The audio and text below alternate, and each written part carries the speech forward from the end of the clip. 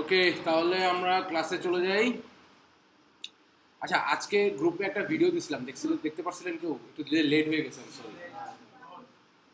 আচ্ছা, ক্রেডিট নোটের যে বিষয়টা, এটা আমি ক্লাসেই বলবো, হ্যাঁ, এই জন্য আমি ওটার ভিডিও দিইনি।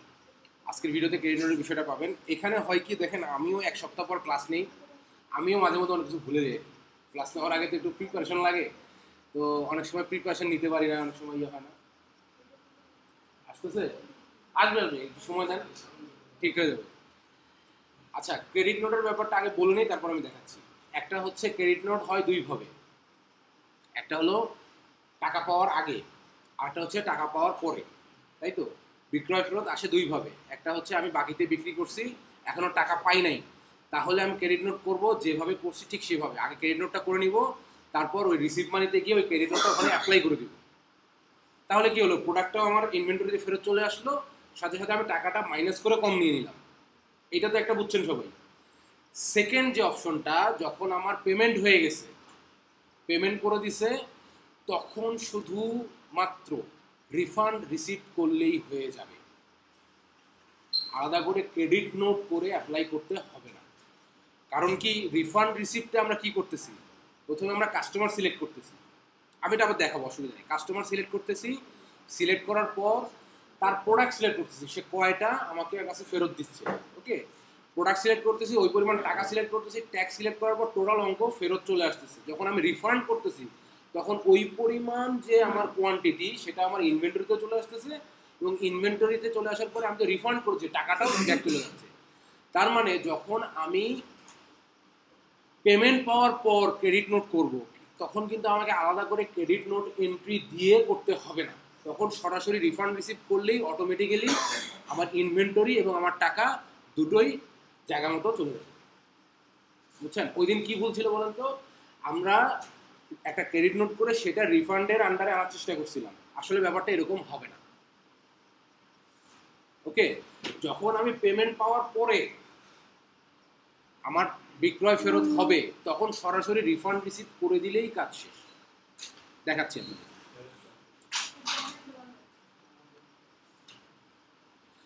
আচ্ছা, এটার জন্য আমরা কি করব, আমরা আগে একটা কাস্টমার দেখি কার কার কাছে আমার ইনভয়েস আছে, তাহলে তার এগেইনস্টে তো আমার ক্রেডিট নোট হবে, তাই না? অল সেলসে গেলাম,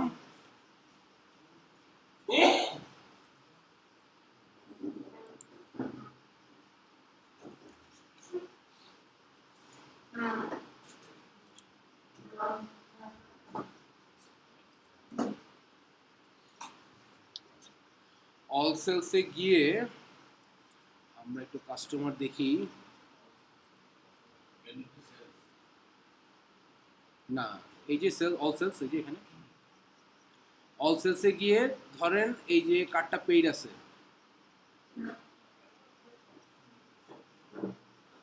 এই যে নিকি বার্গান, এটা, হ্যাঁ, এই ইনভয়েসটা আমরা একটু ওপেন করি।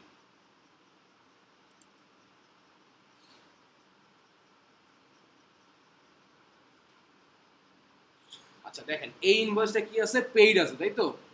এই ইনভয়েসে আমাদের আর কি আছে, টোটাল কোয়ান্টিটি কিছু তো দেখে না, কাহিনী এটা ওপেনিং ব্যালেন্স দিছিলাম না, তাহলে আরেকটা দেখতে হবে, দাঁড়ান। আচ্ছা, এটা দেখি, এটা তো ইনভয়েস নাকি রিসিভ পেমেন্ট? এটা না, ইনভয়েস কোথায়, credit note, credit note, invoice, এই যে এটা।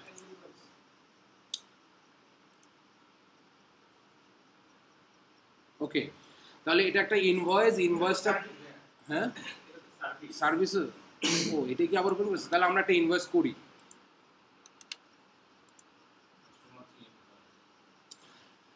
আচ্ছা, পেমেন্ট পাওয়ার আগের ক্রেডিট নোটটা কি সবার মনে আছে? এটা আবার আমি দেখায় দিই, তাহলে আপনাদের ভুলে গেলেও সমস্যা নেই।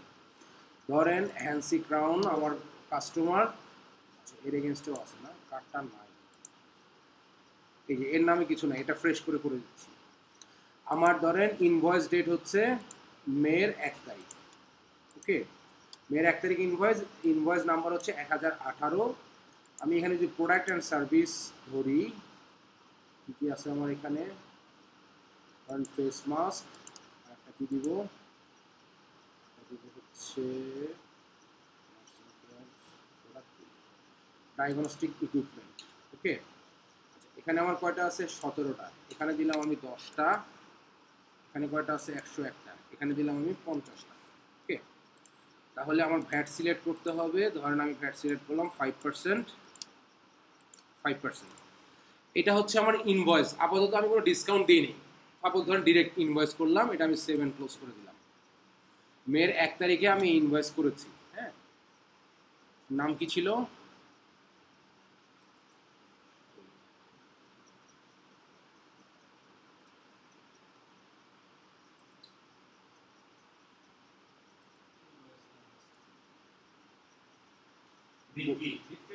না না না, বড়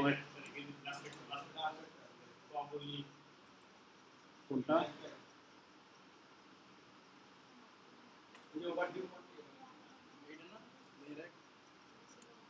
মেয়ের এক পেনশন হোক না, ওর অ্যামাউন্ট অনেক বড় হবে। 800 টাকা করে আমি 50টা প্রোডাক্ট কিনছি।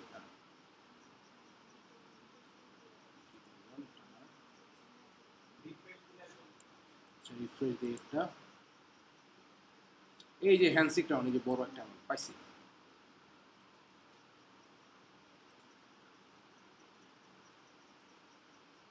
ফ্যান্সি ক্রাউন,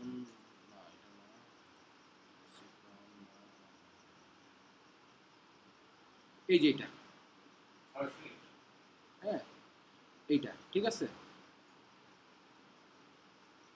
এটাই তো না, এটা তো 18 দুয়ে করা টাকা। মেয়ের 1 তারিখ গেল কোথায়? এইটা তাই তো, এটা। ওকে, এইটা হচ্ছে আমার ইনভয়েস। ইনভয়েস করাটা তো আমরা জানি তাই না, কাউকে কিছু বিক্রি করলাম, আমার ইনভয়েস হয়ে গেল এটা। এখন এইখানে যদি আমি ক্রেডিট নোট করি, তাহলে আমাকে কি করতে হবে? আমাকে এর নামে একটা ক্রেডিট নোট করতে হবে। এর কাছে আমি বিক্রি করছি কি একটু দেখে নিই। ফেস মাস্ক আর হচ্ছে ডায়াগনস্টিক ইকুইপমেন্ট। ধরেন আমি ওর কাছ থেকে এই 50টার জায়গায় ডায়াগনস্টিক ইকুইপমেন্ট ও আমাকে কাছ থেকে নিবে 30টা, মানে 20টা আমার ফেরত আসবে, 20টাতে ত্রুটি। তাহলে আমরা কি করব? আমরা ফার্স্টে একটা ক্রেডিট নোট ক্রিয়েট করব। এখান থেকে ক্রেডিট নোট। ও ও আমার কাছে, আমি ওর কাছে নিছি কত? 1/5-এ। ধরেন এটা 4/5-এ ও আমাকে ফেরত দিল। হ্যাঁ, তাহলে আমাকে আগে এই যে দেখি কোবেল্ট, না এই কোবেল্টের ইয়াতে যেতে হবে। গিয়ে আমার প্রোডাক্ট অ্যান্ড সার্ভিস সিলেক্ট করতে হবে, ডায়াগনস্টিক ইকুইপমেন্ট, টেস্টিং ইকুইপমেন্ট। এটা আমার ফেরত আসবে কয়টা? ধরে নিচ্ছে আমার ফেরত আসবে 10টা। ওকে, আচ্ছা 20টাই দেন, সমস্যা তো নেই। 20টা ফেরত আসবে মনে করেন, ঠিক আছে। এটার আমার ইয়ে ছিল কত? 5%। 5%, আর কিছু আছে না? আর কিছু নাই। তাহলে আমি এটা 7 ক্লোজ করি। না, এটা করবেন না কেন? যদি আপনার এমন হয়, ইনক্লুসিভ আর এক্সক্লুসিভের ব্যাপারটা আমি বলছি না। ধরেন আপনার ট্যাগ যদি, না না, ইনক্লুসিভ বলতে ধরেন আপনার প্রোডাক্টের দাম আছে 100 টাকা। এখন ট্যাক্সটা যদি এই 100 টাকার মধ্যেই থাকে, তাহলে আপনি এখন ইনক্লুসিভ সিলেক্ট করে দিবেন। তাহলে আপনার ট্যাক্সের ঘরটা আলাদা করে আসবে না। মানে ট্যাক্সের ঘরটা আসবে, বাট ওটা আর আলাদা করে দেখাবে না, ওর মধ্যে অ্যাপ্লাই হয়ে যাবে। টোটাল অঙ্ক ওই 100 টাকাই থাকবে। বাট যখন আপনি এক্সক্লুসিভ করবেন, তখন ওই 100 টাকার উপর 10% হলে টোটাল অঙ্ক দেখাবে 110 টাকা। ওকে, তাহলে আমরা ক্রেডিট নোটটা সেভ করেছি। এখন আমরা আবার যদি ওই ক্লায়েন্টের কাছে যাই, এই যে এটা ছিল মনে হয় নাকি, না এটা ওপেনিং ব্যালেন্স 1018, না 1018। আচ্ছা, এটা যেটা করব, আমাদের এই ক্রেডিট নোটটাকে অ্যাপ্লাই করে দিতে হবে। ওকে, ক্রেডিট নোটটাকে ওপেন করব। ওপেন করে আগে সেন্ড করব, অথবা এখান থেকেও করা যাবে সেন্ড। ক্রেডিট নোট করতে গেলে কিন্তু তাকে আপনাকে জানাতেই হবে। হ্যাঁ, তাকে জানাতেই হবে। কারণ আমি সেন্ড করে দিলাম। ওকে, এখন এই ক্রেডিট নোটটা যদি আমি ওপেন করি, ক্রেডিট নোট এটাই তো ছিল না, এটা যদি আমি ওপেন করি অপশন থেকে,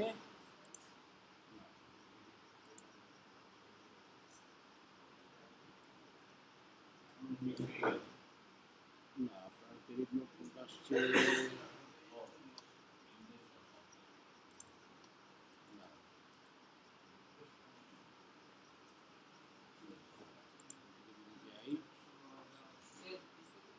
না, সেন্ড করছি, এখন জাস্ট অ্যাপ্লাই করে দিব। আচ্ছা, আমরা তাহলে সরাসরি রিসিভ পেমেন্টে যাই, দেখি কি অবস্থা। নাম কি? প্রবেট না? আর ইয়াটা কত ছিল? না, 18, এই যে এটা। এখানে যদি আমরা রিসিভ পেমেন্টে আসি, না অ্যাপ্লাই হয় নাই এখন। হ্যাঁ, অ্যাপ্লাই হয় নাই। না না, এটা তো এখানে অ্যাপ্লাই দেখাবে তখনই যখন আমি অ্যাপ্লাই করে ফেলবো। দাঁড়ান, অ্যাপ্লাই অপশনটা গেল।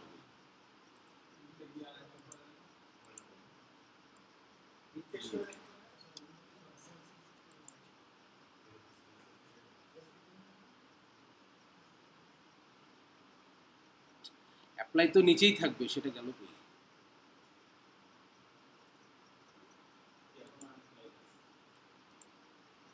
এখনো আনঅ্যাপ্লাইড হয়ে আছে। না না না, ইমেল আইডি, ও আচ্ছা, ইমেল আইডিতে তো আবার অ্যাকসেপ্ট করতে হবে, সরি একটু ভুলে গেছি। আচ্ছা দাঁড়ান, এটা আবার সেন্ড করব। সেন্ড, হ্যাঁ করা যাবে।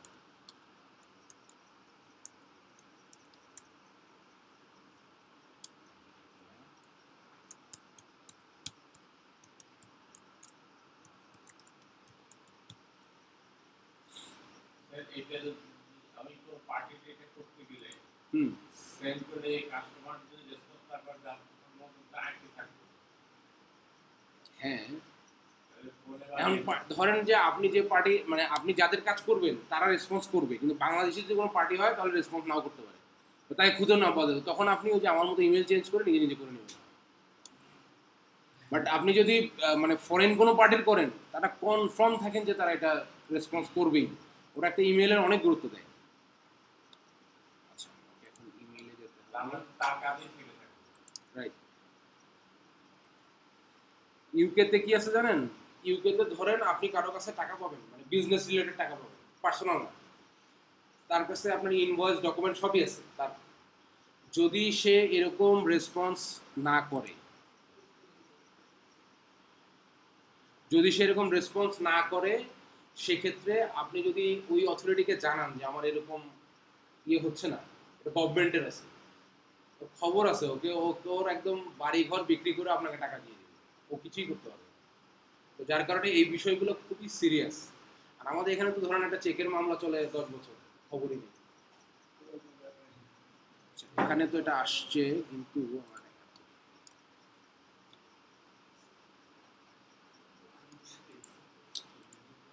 অ্যাপ্লাই অপশনটা তো এখান থেকেই আসবে।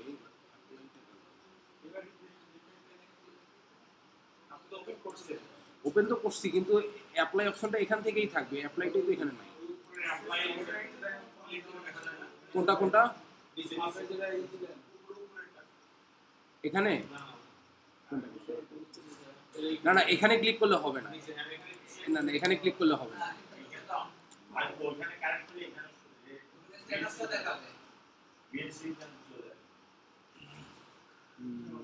একটু দাঁড়ান, একটু দাঁড়ান।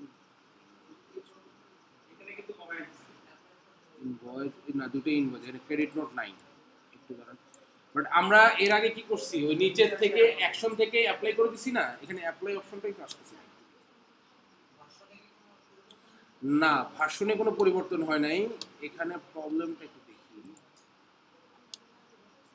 এই যে এখান থেকে অ্যাপ্লাই করে দেওয়া গেছে, তাই তো, কিন্তু এখন এই জায়গায় অ্যাপ্লাই অপশনটা নাই, আমাদের কোথাও কোনো ভুল হয়েছে কিনা একটু দেখি।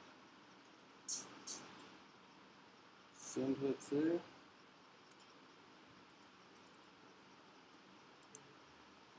যিনি যিনি বুঝতে পারছেন একদম একটু বলেন, দেখে আমাকে, কি আপনি বলেন, সবাই একটু শুনুন, বলেন। যা যা বুঝছেন ওটা বলেন না, এটা তো আর এমন না যে এটা আপনার মার্ক কাটা যাবে, আপনি বলেন।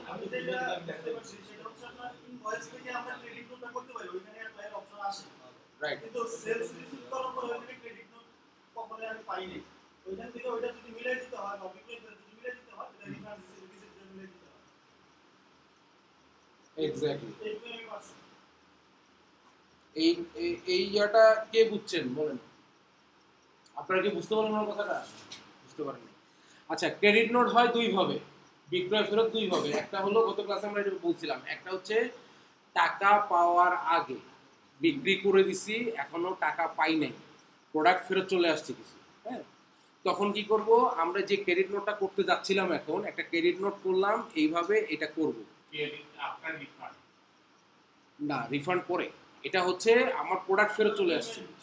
ক্রেডিট নোট করার পর এই যে মোর অ্যাকশনে গেলে এখানে অ্যাপ্লাই অপশন আছে একটা, গত ক্লাসে দেখাছিলাম না, অ্যাপ্লাই করলে অ্যাপ্লাইড, এই যে এখানে দেখেন অনেকগুলোতে অ্যাপ্লাইড দেখাচ্ছে, এই কোথায় গেল, এই যে অ্যাপ্লাইড, এই অ্যাপ্লাইড লেখা দেখাবে, অ্যাপ্লাইড যখন হয়ে যাবে তখন ওই কাস্টমারের এগেইনস্টে আপনাকে ক্রেডিট নোটটা অ্যাপ্লাই হয়ে যাবে।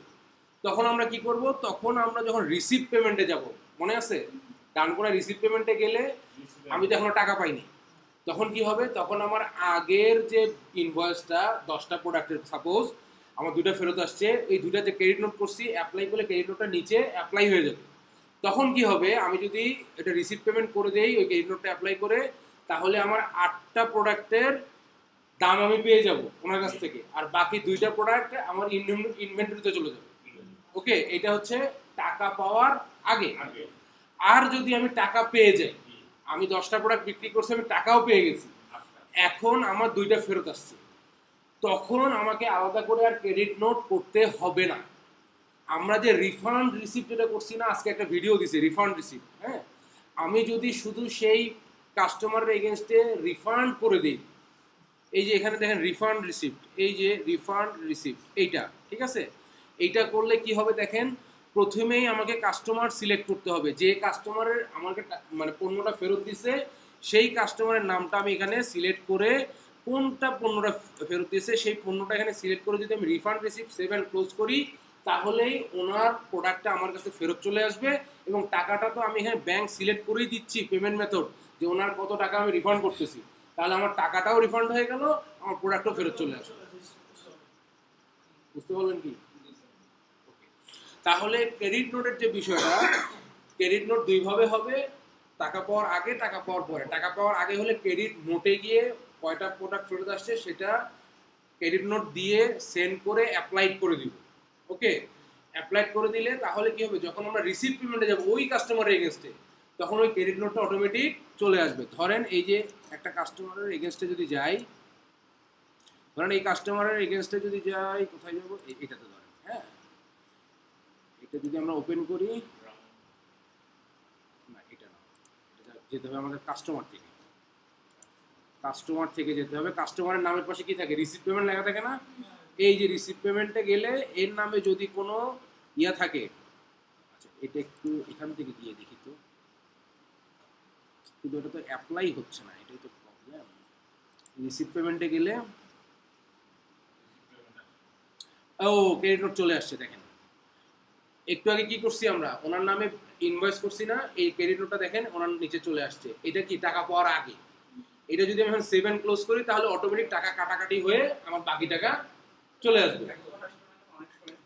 সেলস রিসিভ করলে এই অপশনটা কখনোই আসে না, সেলস রিসিভ করলে এটা আসবে না, সেলস রিসিভ করলে আলাদাভাবে এই যে ক্রেডিট নোট অপশনটা, এটা করারই প্রয়োজন নেই, জাস্ট আমরা রিফান্ড, সেলস রিসিভ করবো, সরাসরি টাকা দিয়ে পণ্য মানে বিক্রি করে ফেলছি, করার পর আমি জাস্ট রিফান্ড করে দিব, তাহলে কতটা ওখানে তো দেখা দেওয়াই আছে, কাস্টমার এগেনস্টে কোন কাস্টমার এগেনস্টে হবে, কত টাকা কত পণ্য ফেরত আসলো, সেটা ফেরত নিয়ে নিলেই আমার টাকাও চলে গেল, পণ্য ফেরত আসলো, বাস শেষ। এখন কি বুঝতে পারছেন সবাই? তাহলে যদি আমার টাকা পাওয়ার পরে ক্রেডিট নোট হয়, তাহলে আলাদা করে ক্রেডিট নোট বলে কোনো কিছু করতে হবে না, সরাসরি রিফান্ড রিসিভ করে দিলেই ঝামেলা শেষ। ওকে, আচ্ছা,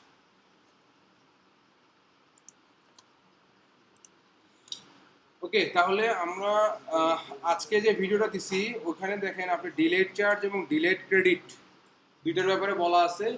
এই দুইটা হচ্ছে আপনার ফিউচার একটা অ্যাজাম্পশন, হ্যাঁ, এই ফিউচার অ্যাজাম্পশনটা মানে এস্টিমেটের মতন, এটার কোনো এফেক্ট নাই, আপনারা এটা দেখলেই বুঝতে পারবেন, খুব ছোট্ট জিনিস। এইটা আপনাদের লাগবে কতগুলা, এটা লাগবে আপনাদের হাজারে একটা লাগলেও লাগতে পারে।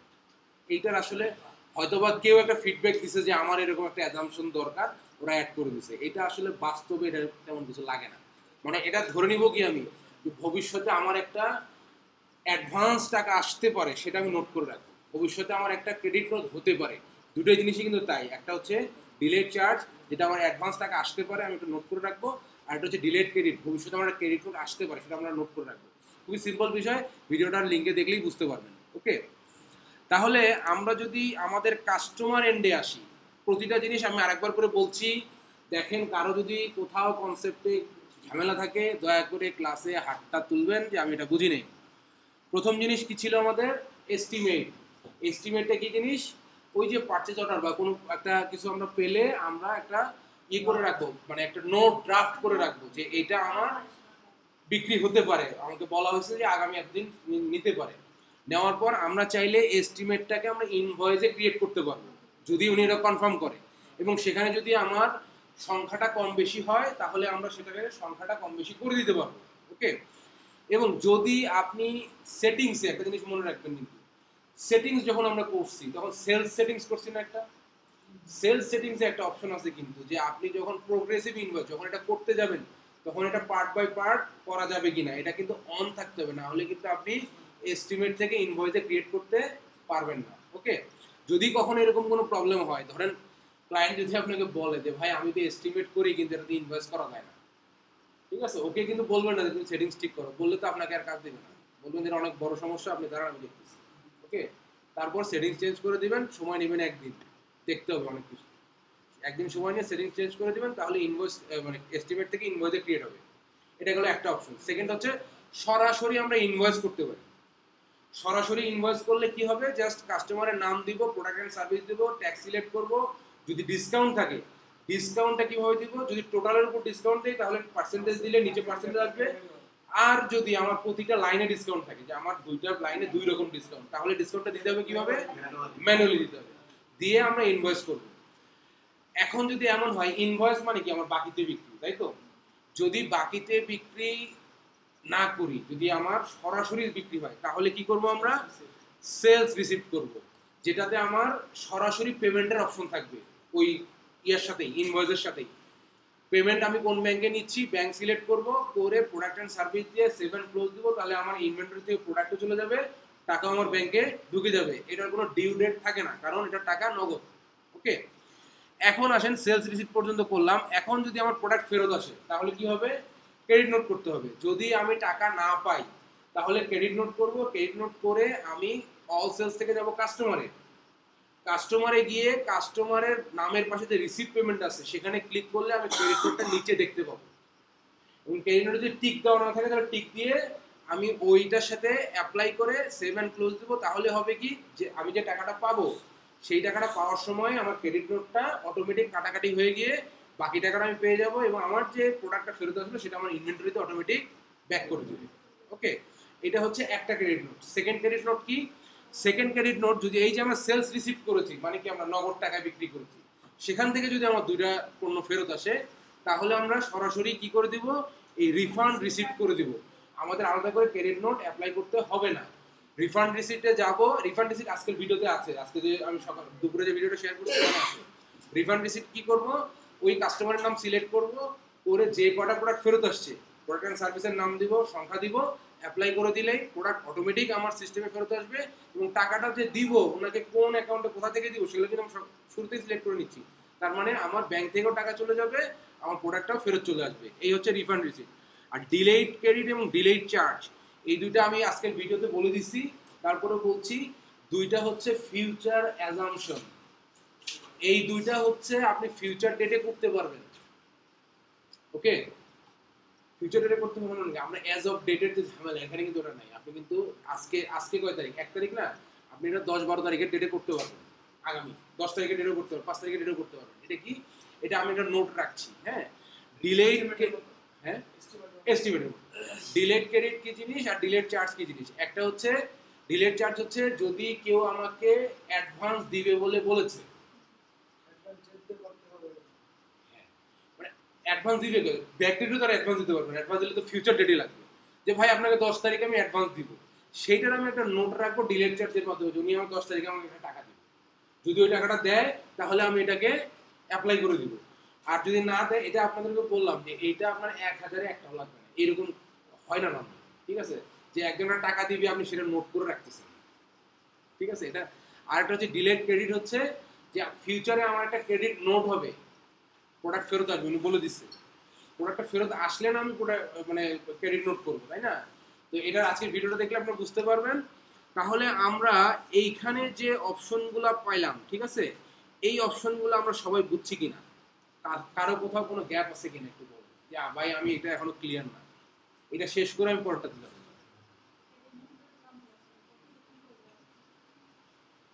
বলুন সবাই বুঝছেন?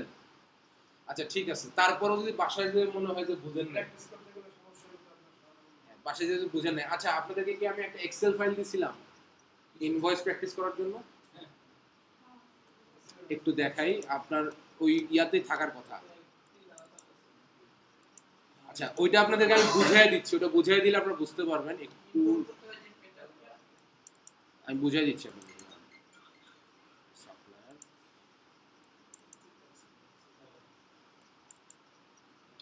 এই যে দেখেন এইরকম একটা এক্সেল ফাইল পাইছেন সবাই? হ্যাঁ ওপেন করে দেখাচ্ছি এবং এটা আমি বুঝাই দেবো কিভাবে প্র্যাকটিস করবেন, না হলে কিন্তু হবে না।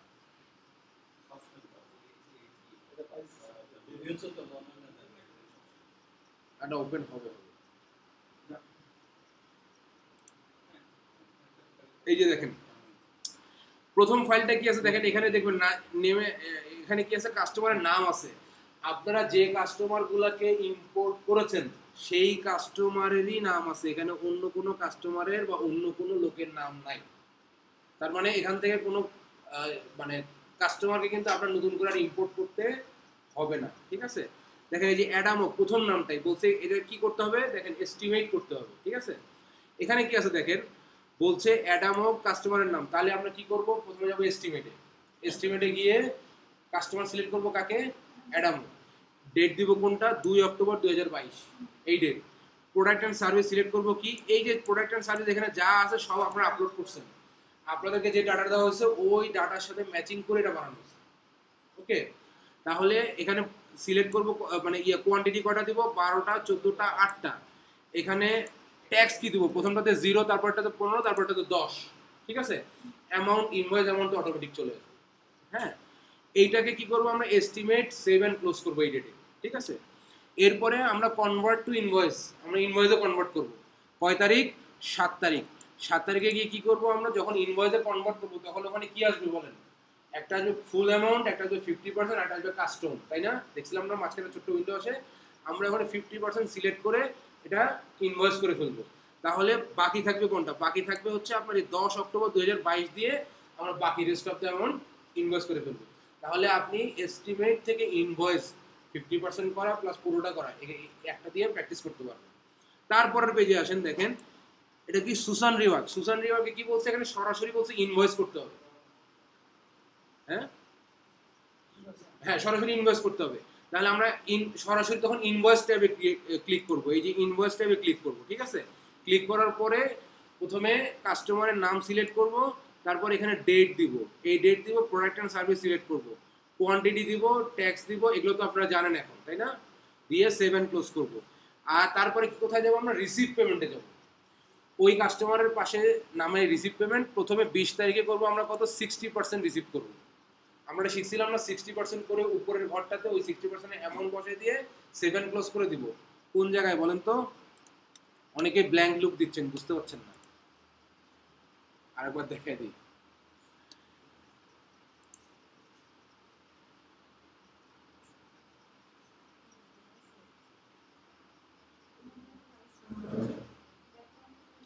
এই যে ধরেন যদি আমরা এইটা রিসিভ পেমেন্টে যাই,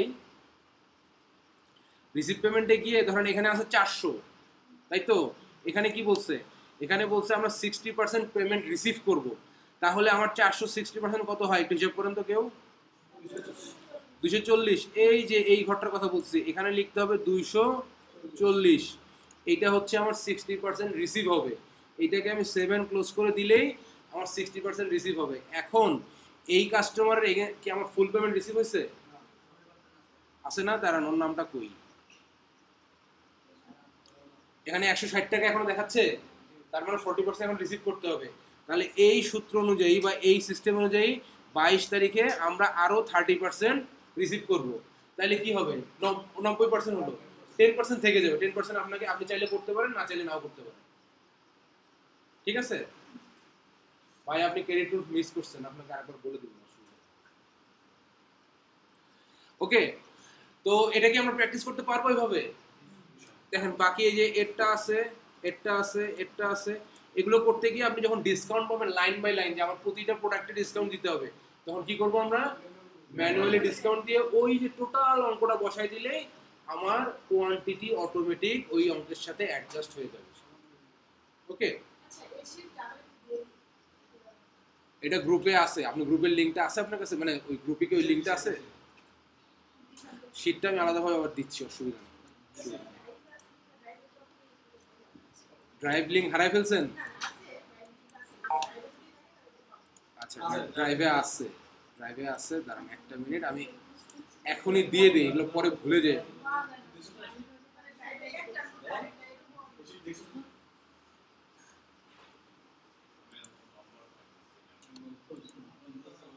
5350, তাই তো?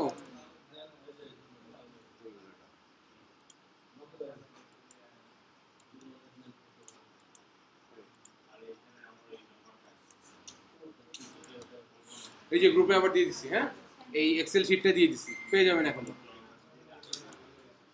তাহলে আমরা কাস্টমার এন্ডের যে কয়টা আছে এই কয়টা দেখে দেখে এই উইকে এটা প্র্যাকটিস করব।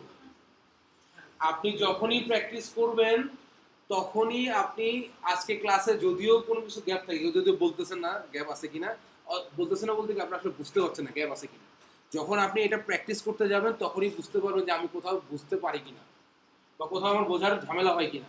এটা একটু গ্রুপে জানাবেন যে আমি এই জায়গাটা বুঝি নেই। ওকে, আচ্ছা এখন আসেন আমরা সাপ্লায়ার এন্ডে যাই। আমরা সাপ্লায়ার অ্যাড করছিলাম না, মনে আছে? আচ্ছা, আপনার ক্রেডিট নোটটা আপনাকে আরেকবার একটু বলে দিই, সবাই শুনছে আপনাকে। ক্রেডিট নোট হচ্ছে যদি আমরা পেমেন্ট পাওয়ার আগে ক্রেডিট মানে প্রোডাক্ট ফেরত আসে, পেমেন্ট এখনো পাইনি, তাহলে জিনিসটা কি হবে? আমরা একটা ক্রেডিট নোট করব, নোট করে ওইটাকে সেন্ড করে রেখে দিব। এরপরে আমরা কাস্টমারে গিয়ে ওই কাস্টমারের নামের পাশে যে রিসিভ পেমেন্ট অপশনটা আছে, রিসিভ পেমেন্টে ক্লিক করলে ওই কাস্টমারের নামের এগেইনস্টে ইনভয়েস এবং নিচে ক্রেডিট নোটটা শো করবে, তাই তো?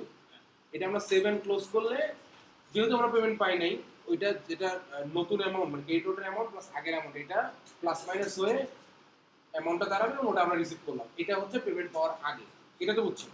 আচ্ছা, পেমেন্ট পাওয়ার পরে কি হবে? পেমেন্ট পাওয়ার পরে আপনাকে ধরেন একটা রিসিভ পেমেন্ট মানে রিসিভ পেমেন্ট হলো, সরাসরি টাকা দিয়ে প্রোডাক্ট নিয়ে গেল সাথে সাথে, এরপর দুইটা ফেরত আসবে, তখন কি হবে? তখন আলাদা করে আর ক্রেডিট নোট করতে হবে না, তখন আমরা যে রিফান্ড করছি না, এই রিফান্ডটা করে দিলেই অটোমেটিক ক্রেডিট নোট সব জায়গায় অ্যাপ্লাই হবে। ওকে, কারণ না এটা হয় কি, আমি ওই সময় আমার মানে মাথায় ছিল না, এটা ক্রেডিট নোটটা আলাদা করে অ্যাপ্লাই করতে হবে না, জাস্ট আমরা রিফান্ড রিসিভ করে দিব, কাস্টমার নাম সিলেক্ট করব, কোন প্রোডাক্ট ফেরত গেছে প্রোডাক্টটা সিলেক্ট করব, অটোমেটিক্যালি ওটা আপনার ইনভেন্টরিতে প্রোডাক্ট ব্যাক করবে এবং টাকা রিফান্ড হয়ে যাবে। ওকে, আচ্ছা তাহলে আমরা আচ্ছা এই ডিলেট চার্জ আর ডিলেট ক্রেডিট এই দুটো আমি আজকে গ্রুপে দিয়ে দিচ্ছি, একটু দেখে নিন। ওকে, তাহলে আমাদের কাস্টমার এন্ডের বেসিক জিনিসগুলো শেষ হয়ে গেল এবং আপনাকে আমি প্র্যাকটিস ম্যাটেরিয়াল দিলাম, এই প্র্যাকটিস করবেন আর কোথায় কোথায় সমস্যা ফেস করেন সেটা জানাবেন, তাহলে করে আপনাদের এক্সাক্ট প্রবলেমগুলো আমি পেয়ে আপনাদেরকে সমাধান দিতে পারবো। ওকে, আচ্ছা এখন আসেন আমরা সাপ্লায়ার এন্ডে যাই। সাপ্লায়ারে কি আছে? সাপ্লায়ার আমরা অ্যাড করছি, তাই তো?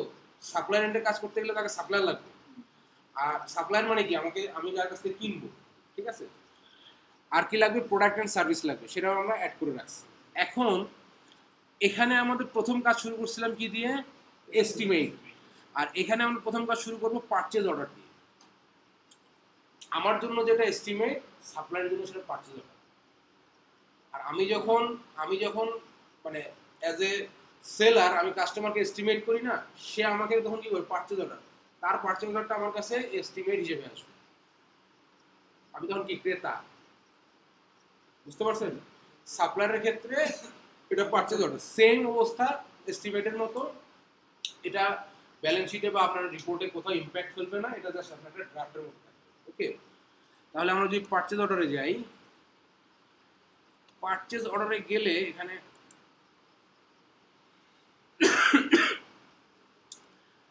আচ্ছা পারচেজ অর্ডারে আসার পর এখানে ধরেন আমরা এখানে পাবো সব সাপ্লায়ারের নাম, এখানে দেখেন কোনো কাস্টমার নেই।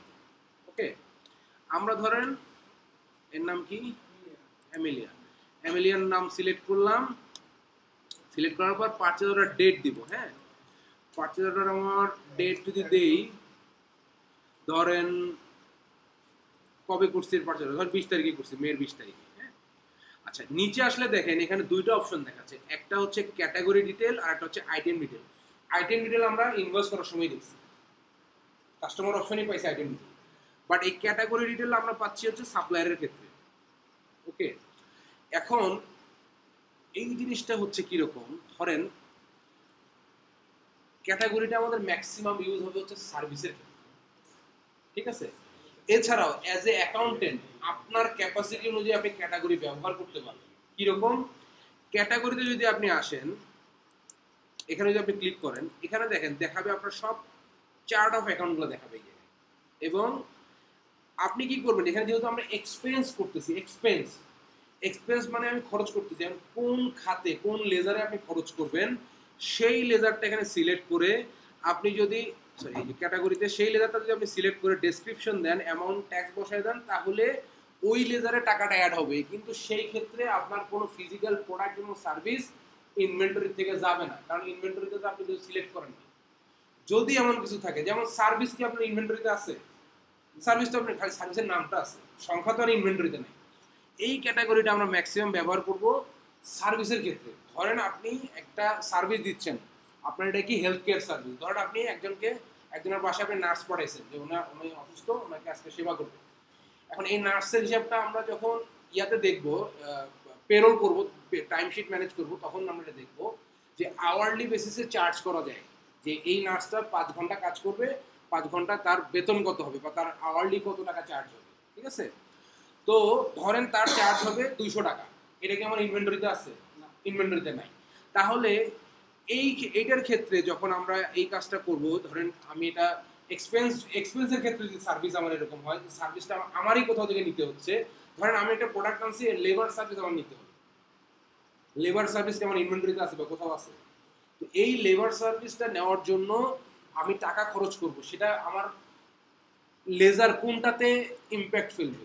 নিশ্চয়ই এক্সপেন্সের কোনো একটাতে ইম্প্যাক্ট ফেলবে। তাহলে আমি ক্যাটাগরি সিলেক্ট করব, ডেসক্রিপশন দেবো, অ্যামাউন্ট দেবো, ট্যাক্স বসাবো, সিলেক্ট করব, তাহলে আমার ওই পারপাসে ওই খাতে, এটা কোন খাত বলতেছি, ধরেন আমি একটা প্রোডাক্ট আনতেছি, আমার লেবার পারপাস বা সার্ভিস রিলেটেড যেগুলো আছে, যেগুলো ফিজিক্যালি দেখা যায় না, সেই ক্ষেত্রে আমি এই ক্যাটাগরিটা ব্যবহার করব।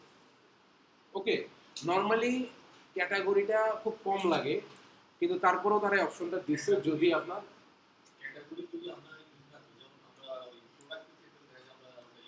না ক্যাটাগরি নাই প্রোডাক্টে, শুধু এটা এক্সপেন্সের ক্ষেত্রে। না এটা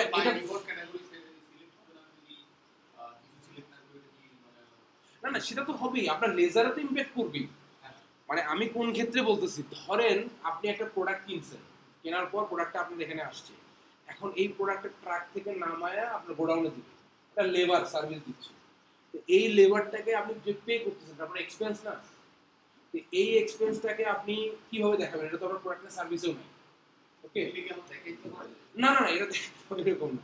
যদি এরকম কিছু থাকে, নর্মালি 90% ক্ষেত্রে আমাদের এই ক্যাটাগরিটা ব্যবহার হবে না, ঠিক আছে। যদি এরকম কিছু থাকে এবং সেটা ওই লেজারে আপনাকে দেখাতে হয় ইনস্ট্যান্ট, তাহলে ক্যাটাগরি ব্যবহার করুন।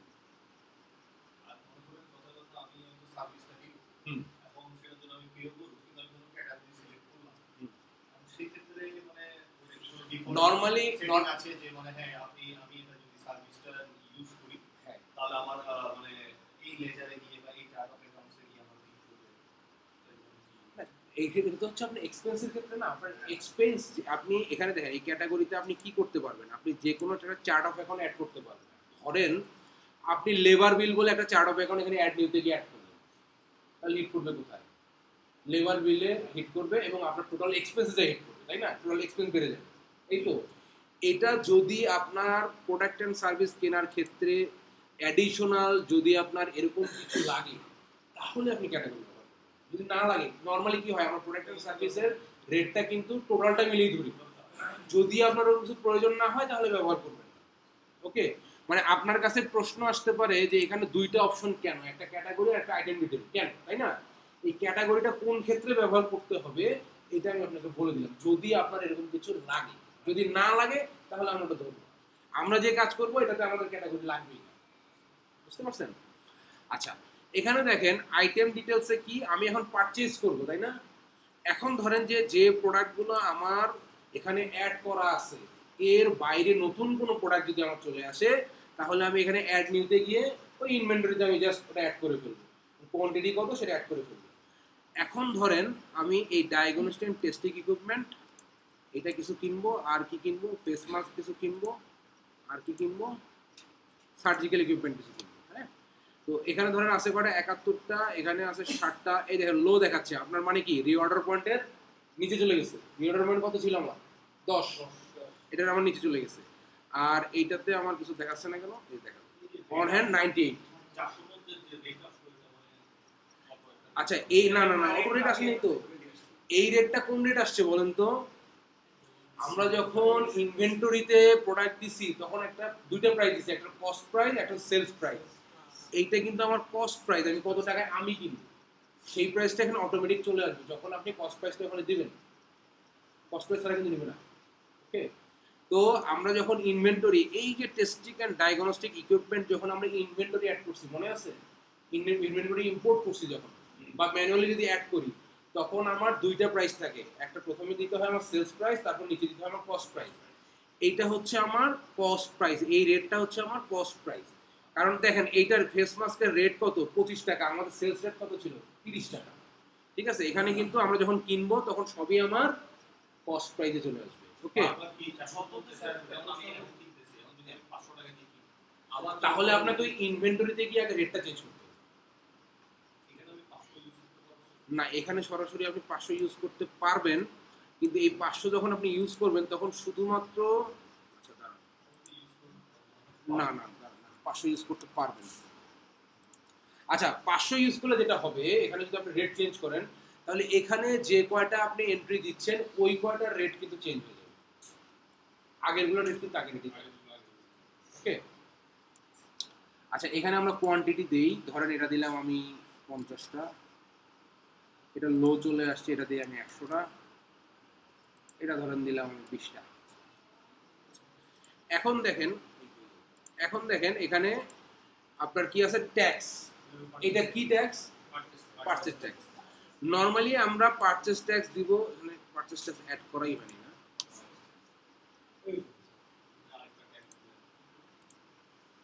আচ্ছা, এখানে আমি পারচেজ ট্যাক্স, আচ্ছা এটা কাটতে হবে না, এটা তো সেলস ট্যাক্স, পারচেজ ট্যাক্সটা একটু অ্যাড করে নিই না। আচ্ছা, এটা দিলেও সমস্যা নাই, ধরেন কি আমি ওটার নাম তো দিব শুধু পারচেজ না, সেলস ট্যাক্সের আবার ইয়ে আছে, পারচেজ ট্যাক্স অ্যাড করতে হবে। আমি এটা একটু ডুপ্লিকেট করে নিই, পারচেজ ট্যাক্স একটা অ্যাড করে দিই। আমরা আগে ইনভয়েসের কাজ করছি, সব সেলস ট্যাক্স অ্যাড করছি, তাই তো? পারচেজ ট্যাক্স অ্যাড করা হয়নি। স্যার একটা কথা বলুন।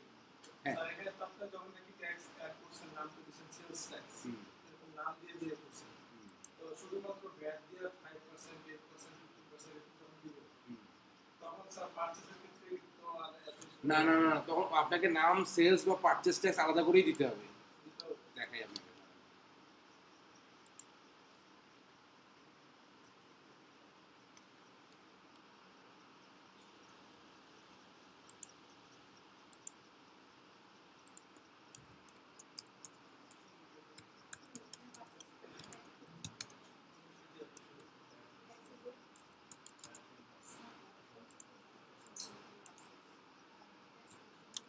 এটা কি বুঝতেছেন সবাই? এই যে এটা ট্যাক্স দিয়ে অ্যাড করতেছে, এটা কি মনে আছে সবার? শুধু স্যার ভ্যাট দিয়ে এগুলো হবে না, হ্যাঁ, শুধু ভ্যাট দিয়ে এটা না শুধু ভ্যাট দিয়ে আসবে। আমি আপনাকে কি বলতেছি দেখেন, এই যে দেখেন this tax is collection on sales, এইখানে যখন আপনি ক্লিক করবেন তখন এটা তো সেলসের উপর ইয়া হবে। আপনার সমস্যা তো নামে না, সমস্যা তো এই জায়গায়, বুঝছেন? আচ্ছা, আমি পুরোটা ফিল আপ করি, তারপর দেখেন। তো দুইটা অঙ্গ আছে, যেমন একটা সেলসের মধ্যে ট্যাক্স দিচ্ছে, আবার দিচ্ছে, আবার পারচেজ একটা না না না না, দুইটা অপশন। আপনারা একটু বুঝেন।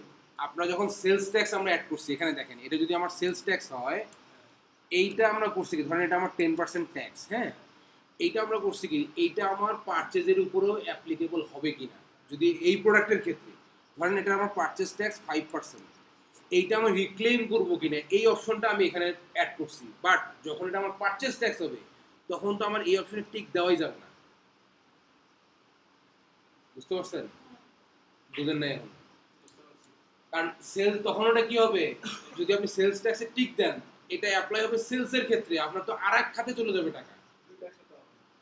এখানে শুধু আপনার পারচেজ ট্যাক্স অ্যাপ্লাই করে দিতে, মানে টিক দিতে হবে, এবং এই যে রিক্লেম এখানে আর করতে হবে না। কারণ কি, আপনি সেলস ট্যাক্সের জন্য রিক্লেম করে রাখছেন অলরেডি, ঠিক আছে?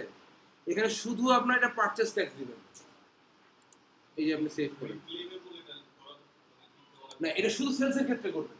কারণ কি, আপনি যখন পারচেজের উপরে 5% ট্যাক্স দিচ্ছেন, সেলসের ক্ষেত্রে যদি আরো 10% দেন, তাহলে 15% হচ্ছে। টোটাল ট্যাক্স কত? 10%।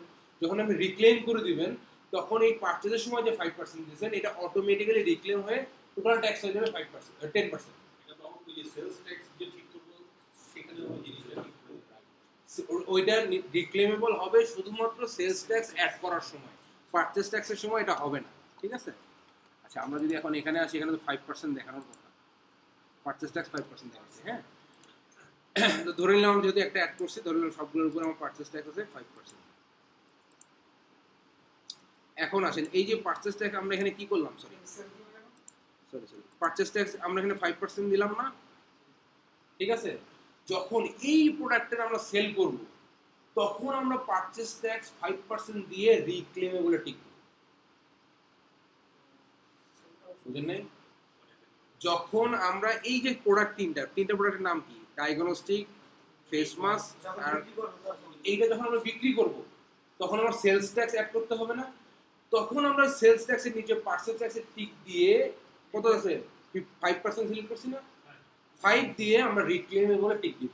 তাহলে হবে কি, যখন আমি বিক্রি করব, তখন আমি কেনার সময় যে 5% ট্যাক্স দিছি, এটা আমার অটোমেটিক্যালি প্রোডাক্টের সাথে অ্যাডজাস্ট হয়ে যাবে। কারো কি বুঝতে বাকি আছে, একটু বলেন যে ভাই বুঝি না, আবার বলুন। অ্যাডজাস্ট মানে আমার ট্যাক্স পেয়েবলটা কম থাকে। এক্স্যাক্টলি, আপনার এখানে সেলস ট্যাক্স 100 টাকা মানে যত টাকা আসছে সেখান থেকে 5% বাদ দিয়ে তারপর ওই ট্যাক্স পেয়েবল অ্যামাউন্টটা সেভ হবে। রাইট, ধরেন এই প্রোডাক্টের উপর আপনার ট্যাক্স হচ্ছে 15%, টোটাল আপনি কেনেন ব্যাচের টোটাল 15% ট্যাক্স আপনাকে দিতে হবে। এখন কেনার সময় ট্যাক্স আছে 5%, বিক্রির সময় আছে আরো 15%, টোটাল হয়ে যাচ্ছে কত? আপনি দিচ্ছেন কত? 20% দিচ্ছেন না?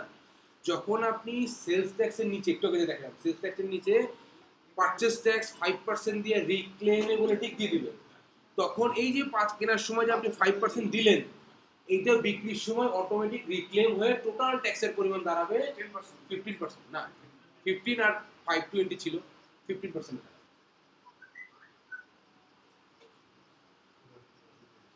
বুঝলেন নাই? আচ্ছা, আমি আপনাকে বলি, আচ্ছা আচ্ছা দেখেন, দেখেন এই প্রোডাক্টটা আমরা কিনতেছি কত পার্সেন্ট ট্যাক্সে? 5% ট্যাক্স। ধরে নেন এই প্রোডাক্টের উপর টোটাল ট্যাক্স হচ্ছে 10%, ধরে নেন এই প্রোডাক্টের উপর টোটাল ট্যাক্স কত? 10%। আমি এখানে 5%-এ কিনতেছি, এখনো কিনি নাই, এটা এস্টিমেট করতে, মানে পারচেজ অর্ডার দিচ্ছি আর কি, ঠিক আছে? পারচেজ অর্ডার দিয়ে দিচ্ছি, হ্যাঁ? এটা আমরা যখন কিনবো, বিল করবো, তারপর আমি দেখাচ্ছি এটা কিভাবে ইমপ্যাক্ট হবে, ওকে? আচ্ছা, এটা অ্যামেলিয়াকে আমরা এই পারচেজ অর্ডারটা দিয়ে দিচ্ছি, ঠিক আছে? পারচেজ অর্ডার মানে এস্টিমেটের মতো, ওর কাছে এটা এস্টিমেট হয়ে গেছে, ঠিক আছে? এখন যদি আমরা অ্যামেলিয়া কোথায়,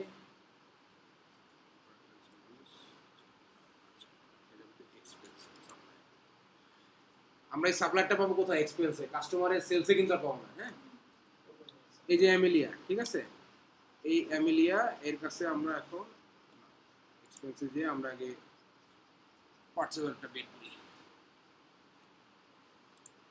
আমার অ্যামেলিয়া নামে একটা পারচেজ অর্ডার আছে না এখানে, আমি এটাকে ওপেন করলাম, ওকে? ওপেন করে আমি এটাকে কনভার্ট করব হচ্ছে বিলে, কপি টু বিল, হ্যাঁ? এটা মানে আমি এস্টিমেট থেকে ধরেন ইনভয়েস করতেছি, সেম কাস্টমারের মানে সাপ্লায়ারের ক্ষেত্রে এটা আমি এটা তাকে পারচেজ অর্ডার দিচ্ছি, এখন আমি এটা কিনবো, copy to bill,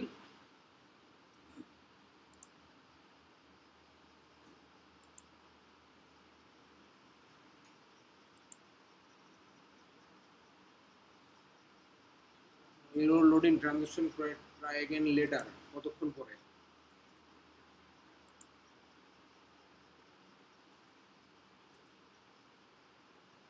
copy to বিল,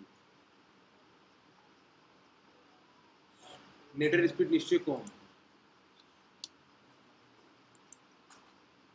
কিন্তু নেটের স্পিড কম থাকলে ঝামেলা।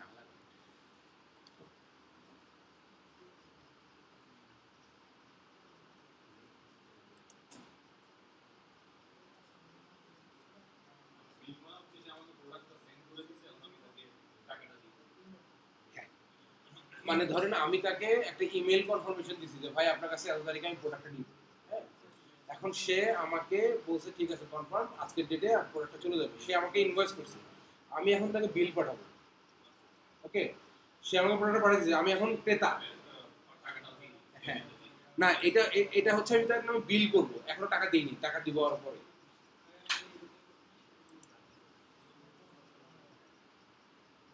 দেখেন কপি টু বিলে চলে আসছে, হ্যাঁ, আপনি সেলসের ক্ষেত্রে চিন্তা করেন, এস্টিমেটের পরে আমরা ওটাকে কনভার্ট করছি কি ইনভয়েসে, ঠিক সেম সাপ্লায়ারের ক্ষেত্রে আমরা পার্চেস অর্ডার দেওয়ার পর সেটাকে আমরা বিলে কনভার্ট করতেছি, ওকে। এখন দেখেন এখানে এখানে দেখেন আপনি কম বেশি করতে পারবেন, যদি ধরেন আপনার ওই প্রোডাক্ট দুই একটা কম নিচ্ছেন তাহলে আপনি এখানে দুই একটা বাড়ায় দিচ্ছেন, তাহলে এখানে আপনি কম বেশি করতে পারবেন, ঠিক আছে, কম বেশি করে সেই অ্যামাউন্টটা আপনি নিতে পারবেন, রাইট, মানে সে তো সব যা বিক্রি করবে সে তো সবই দিতে পারবে, আপনি বলছেন যে ভাই আমার দুটো কম দাও, দুটো কম দেওয়ার সময় বা 50% দিব, এস্টিমেট থেকে আমরা 50% দিয়ে করে দিছি তাকে বিক্রি করার সময়, কেনার সময় আমি যদি চাই আমি এখানে কমাই দিতে পারবো কোয়ান্টিটি, ঠিক আছে, কম বেশি করে দিতে পারবো, দিয়ে আমি এটা 7 ক্লোজ করে দিব। আচ্ছা এখন দেখেন এখন কি হলো, এই প্রোডাক্টটা আমার ফুললি কেনা হলো, প্রথমটা আমি কেনা বলিনি কেন, পারচেজ অর্ডার আমার কোথাও ইম্প্যাক্ট ফেলে না, ঠিক আছে, এস্টিমেটের উপর, তাহলে আমি যখন বিল করলাম তখন আমি প্রোডাক্টটা কিনে ফেলছি, এই প্রোডাক্ট আমি কিনছি কত ট্যাক্স দিয়ে, সবগুলো প্রোডাক্ট 5% ট্যাক্স দিয়ে। এখন এই প্রোডাক্টটা যদি আমি ইনভয়েস করি, ইনভয়েস মানে কি আমি বিক্রি করবো, তাই তো, সেম প্রোডাক্টটা যদি আমি ইনভয়েস করি ফেস মাস্ক, আমি কত পার্সেন্ট ট্যাক্স দিয়ে কিনছি, 5%, ধরেন এই প্রোডাক্টের উপর টোটাল ট্যাক্স হবে 15%, 15%। এখন ধরেন যে আমি যখন সেলস ট্যাক্স আমার 15%, সেলস ট্যাক্স হবে 15%, এখন ধরেন আমি 15% যখন এখানে সিলেক্ট করব তাহলে আমার টোটাল ট্যাক্স হয়ে যাবে কত, মানে কেনার সময় 5% দিলাম, বিক্রি করার সময় 15% দিচ্ছি, কিন্তু আমার টোটাল হওয়ার কথা কত, বিক্রি করার সময় 15%, ওই যে আমরা যখন ট্যাক্স অ্যাড করছি সেলস ট্যাক্স নিচে যে ওই 5% ট্যাক্স অ্যাড করে রিক্লেমেবল দিয়েছি, এইটার কারণে আপনার যে কেনার সময় যে 5% দিলাম এগুলো আমার অটোমেটিক অ্যাডজাস্ট হবে।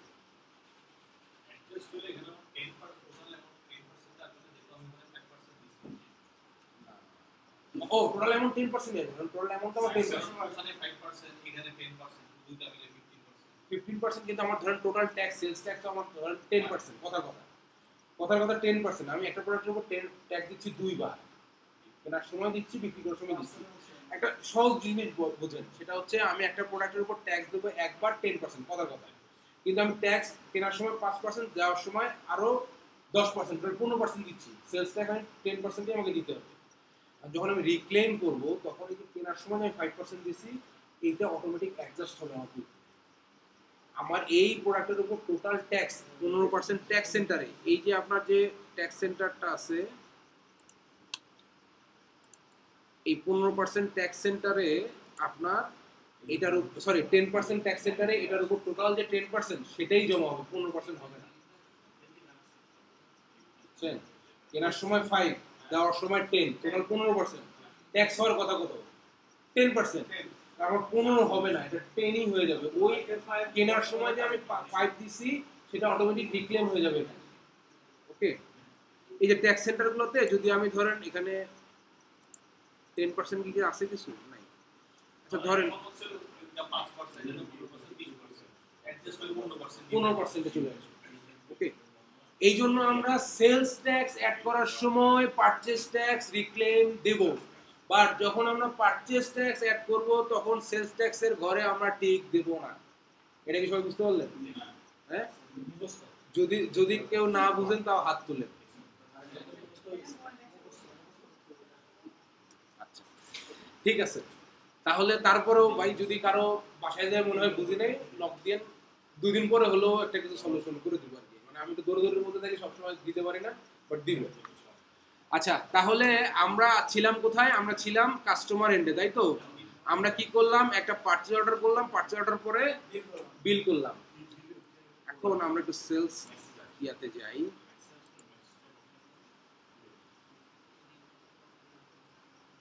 ও সরি, আমরা যাবো এক্সপেন্সে যদি যাই।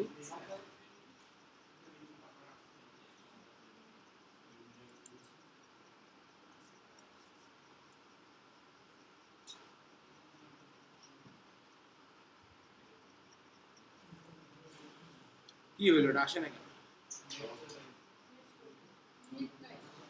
নেট নাই?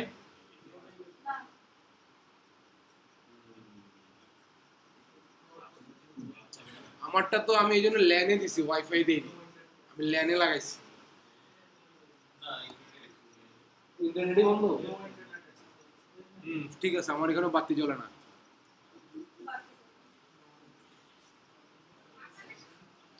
আচ্ছা, আমরা ইনভয়েসের ক্ষেত্রে কি করছিলাম? ইনভয়েসের পরে আমরা করছিলাম রিসিভ পেমেন্ট, ঠিক আছে?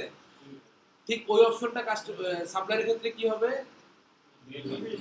এক্সপেন্স। বিল তো হলো B is equal to invoice. Payment যখন নিব আর আমি যখন পেমেন্ট দিব, এখন তো আমাকে পেমেন্ট দিতে হবে না, সেইটা হবে এখানকার নাম হবে এক্সপেন্স। আসে না কেন? হ্যাঁ, পে বিল তো হচ্ছে যদি আপনি সরাসরি পারচেজ করে ফেলেন, এটা যেমন আমরা সেলস রিসিভ করতে সরাসরি, পে বিলটা হচ্ছে সরাসরি, ও সরি আমি বলতে বলছি, সরি পে বিলটা হচ্ছে আমার পেমেন্ট নেওয়ার জন্য, এক্সপেন্স হচ্ছে সরাসরি পারচেজ জন্য। Sales receive is equal to expense, তাহলে এখন পে পে বিল হবে। বিল হবে, রাইট? এই বুঝছেন সবাই? যদি সরাসরি প্রোডাক্ট কিনে ফেলি, বিল করলাম মানে কি বাকিতে কিনলাম, তাই না? যদি সরাসরি প্রোডাক্ট কিনে ফেলি তাহলে হবে কি? এক্সপেন্স। আর যদি এখান থেকে এই বিলটাকে যদি আমরা পেমেন্ট দিয়ে দিই তাহলে দিব কি? পে বিল। এখানে আছে, একটু ওয়েট করেন, নেটটা আসুক। এই অপশনগুলোতেই আছে। কোশ্চেন তো দিয়ে দিছি আপনাদের, একটা আগে নেন তারপর আর একটা দিব, একটাই তো নেন এখন।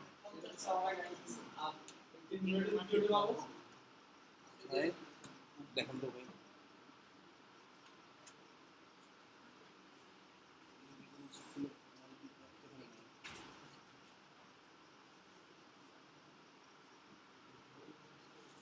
ওকে। অ্যাকাউন্টেন্ট ভার্সন খোলার পরে আপনারা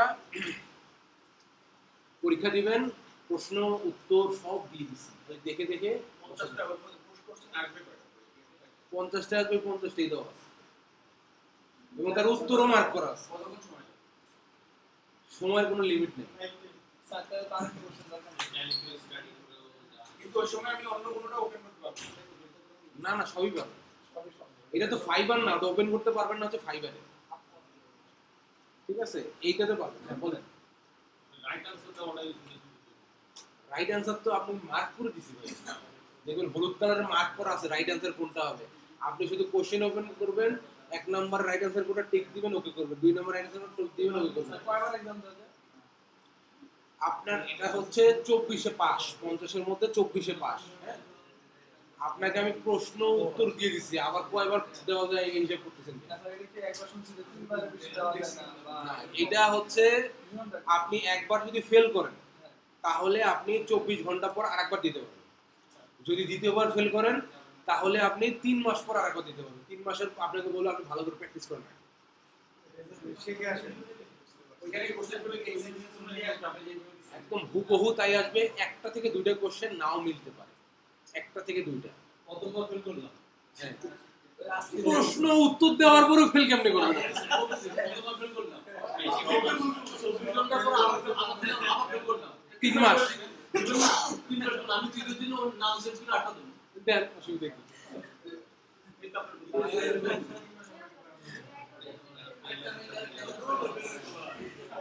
সমস্যা নাই, দেন, বুদ্ধির তো শেষ নাই। ওকে, এটা হচ্ছে না না অবশ্যই আপনার নামে করতে হবে, তাহলে সার্টিফিকেটে তো আপনার নাম লেখা থাকবে ভাই।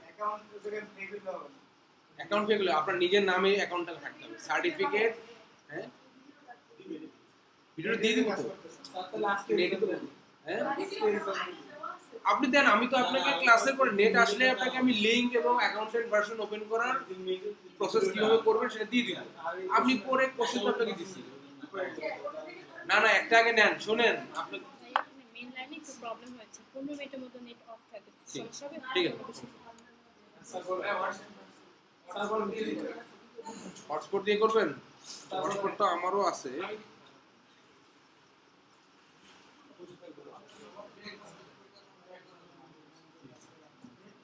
দিয়ে দেন। আচ্ছা শুনেন আমি বলি, সেকেন্ড কোশ্চেনটা মানে অ্যানসার সহ কোশ্চেনটা দিব। সবাই ফার্স্ট পরীক্ষাটা দিবেন, দেওয়ার পরে সার্টিফিকেট নেবেন, সার্টিফিকেটটা গ্রুপে শেয়ার করবেন। কেউ সার্টিফিকেটটা আসবে পিডিএফ ফাইলে, হ্যাঁ কেউ পিডিএফ ফাইল শেয়ার করবে। পিডিএফ ফাইল কিন্তু দেখা যায় না, ওপেন করতে হবে।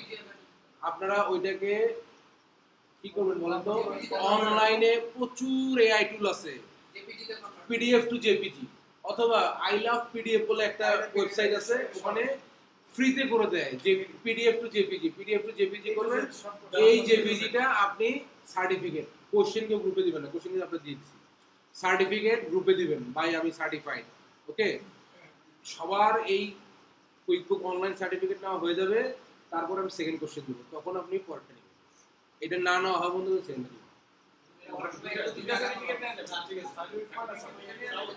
সার্টিফিকেট দুটো নিতে হবে, একটা কুইকবুক অনলাইন আর একটা কুইকবুক অনলাইন অ্যাডভান্স, দুটোই থাকতে হবে।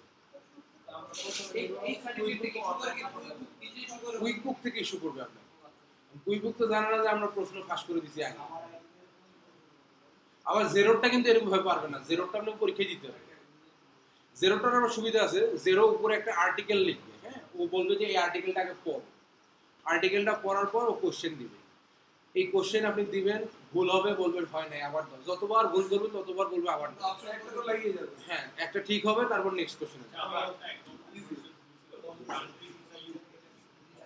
ইউকেতে ইউকে দিলে কোনো খুব একটা প্রবলেম হবে না, কিন্তু না হোম কান্ট্রি আপনি চেঞ্জ করতে পারবেন না যদি ইয়ে করেন।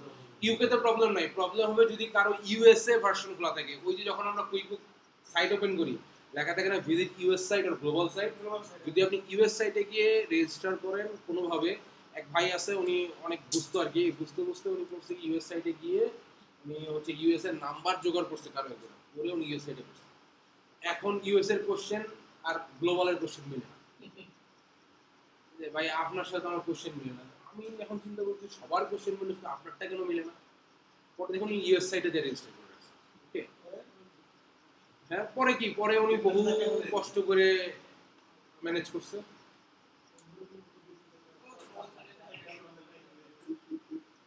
আচ্ছা আমি হটস্পট অন করব।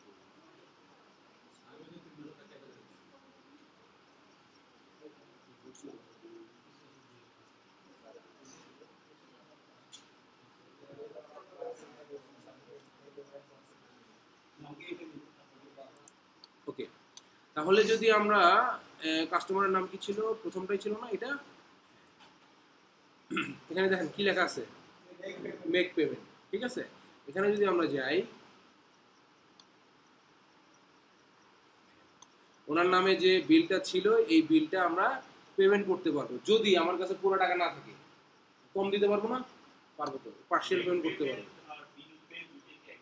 হ্যাঁ হ্যাঁ হ্যাঁ হ্যাঁ সেই সেই আমরা যেমন কাস্টমারের নামের পাশে রিসিভ পেমেন্টে গিয়ে আমরা পেমেন্ট রিসিভ করছি, অথবা ওখান থেকে রিসিভ পেমেন্টে গিয়ে পেমেন্ট রিসিভ করছি, মেক পেমেন্ট আর পে বিল একই জিনিস।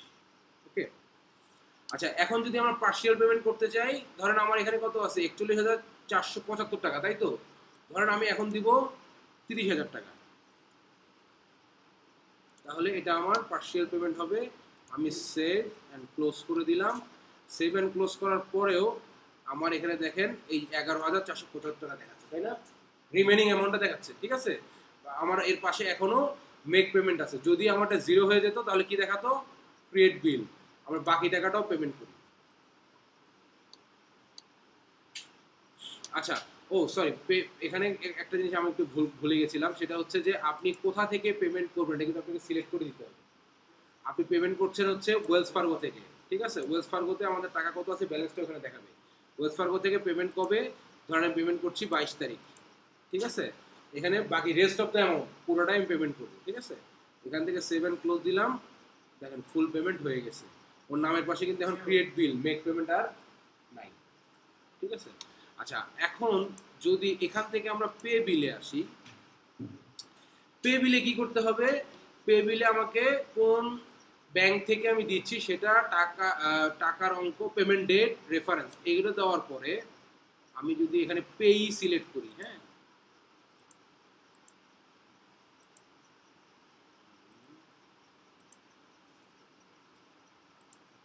নো বিলস টু পে, আচ্ছা এখান থেকে আমার আগে ক্রিয়েট করতে হবে।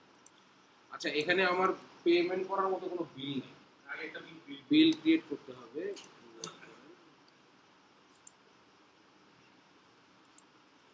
এই সরাসরি বিল করা মানে কি? ও আমাকে ইনভয়েস করছে, আমি সরাসরি বিল করছি, তাই তো? এখানে ধরেন এলিজা শ, আমার ডেট ধরেন 24 তারিখ, গত বছর 24 তারিখ। ওকে, আমি এখানে আইটেম থেকে কিনবো, ধরেন আমি লাইট সেভিং ইকুইপমেন্ট কিনলাম, 10টা কিনলাম।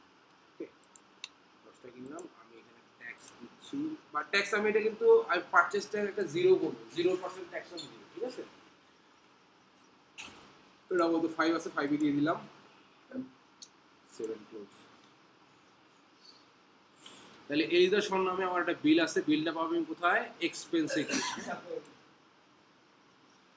এক্সপেন্সে গিয়ে এলিজা শর নামে আমার একটা বিল ক্রিয়েট হয়েছে। হ্যাঁ, এখানে মেক পেমেন্ট আছে। আচ্ছা একটা ইয়ে তো ছিল, পে বিলে যাই, এলিজা শর নামে দেখাচ্ছে। হ্যাঁ, এটাতে আমি কি করব, এখন আমার কোন ব্যাংক থেকে যাবে সেটা আমি এখানে সিলেক্ট করব। আচ্ছা একটু আগে আমরা কি দেখলাম, একটা এইটা জিনিসটা আপনাদের একটু দেখাই, সেটা হলো আমি সেলস থেকে যাব হচ্ছে, সরি এক্সপ্রেস থেকে যাব সাপ্লায়ার। এখন যে আমরা বিলটা ক্রিয়েট করলাম, আমি যখন বিলস পেতে যাচ্ছি তখন আমার ওই বিলটা দেখাচ্ছে। আমার যে কটা বিল থাকবে ওটা বিল নিজে নিজে দেখাবে, কোনটা পেমেন্ট করবো সেটা আমি সিলেক্ট করে নিব। বাট এইখানে একটা জিনিস দেখেন, এইখানে এই যে গোমেজ, এই গোমেজের এগেনস্টে 300 টাকা আছে না, এই 300 টাকার পাশে তো মেক পেমেন্ট আছে, এইটা ওখানে দেখাইলো না কেন পে বিলে? সার্ভিস কাস্টমার না, এটা সব সাপ্লাই, এখানে সব সাপ্লাই, এখানে কোনো কাস্টমার নেই, এটা তো এক্সপেন্স। এই যে সাপ্লায়ারের লিস্টে এর নামে মেক পেমেন্ট আছে না, আমার এই যে এলিজা শর্ট বিলটা আমাকে দেখাচ্ছে মেক পেমেন্টে, তাই না? কিন্তু এখানে 300 টাকা যে এর নামে বাকি, এই যে এখানে তো মেক পেমেন্ট দেখাচ্ছে না, মানে মেক পেমেন্ট দেখাচ্ছে, কিন্তু এটা আমার পে বিলে গেলে শো করে না কেন? ডেট মাস না। এই এলিজা এই এটার নাম কি, লুইস, এই সরি লুইস না, গোমেজ। এই গোমেজের যে 300 টাকা, এইটা অ্যাকচুয়ালি কোনো বিলের এগেনস্টে নাই। এটা কোথায় আছে? যখন আমরা সাপ্লায়ার ইনপুট করছি গত মাসের ট্রায়াল ব্যালেন্সে ওর নামে যে ব্যালেন্স আছে সেই ব্যালেন্সটা এখানে শো করতেছে, ওর নামে আলাদা করে কোনো বিল ক্রিয়েট করা নাই। Balance previous balance previous balance, trial ব্যালেন্সে ওর প্রিভিয়াস ওর নামে যে ব্যালেন্স আছে সেই ব্যালেন্স শো করতেছে, এই ব্যালেন্সটাতে অ্যাকচুয়ালি কোনো নির্দিষ্ট বিলের এগেনস্টে নাই।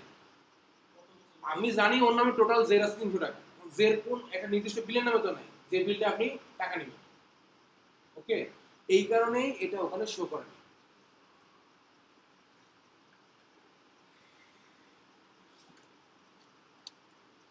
তাহলে আমরা যদি, আচ্ছা এখানে আছে পে বিল, এটা কি বলে, লাল কালার হয়ে আছে কেন?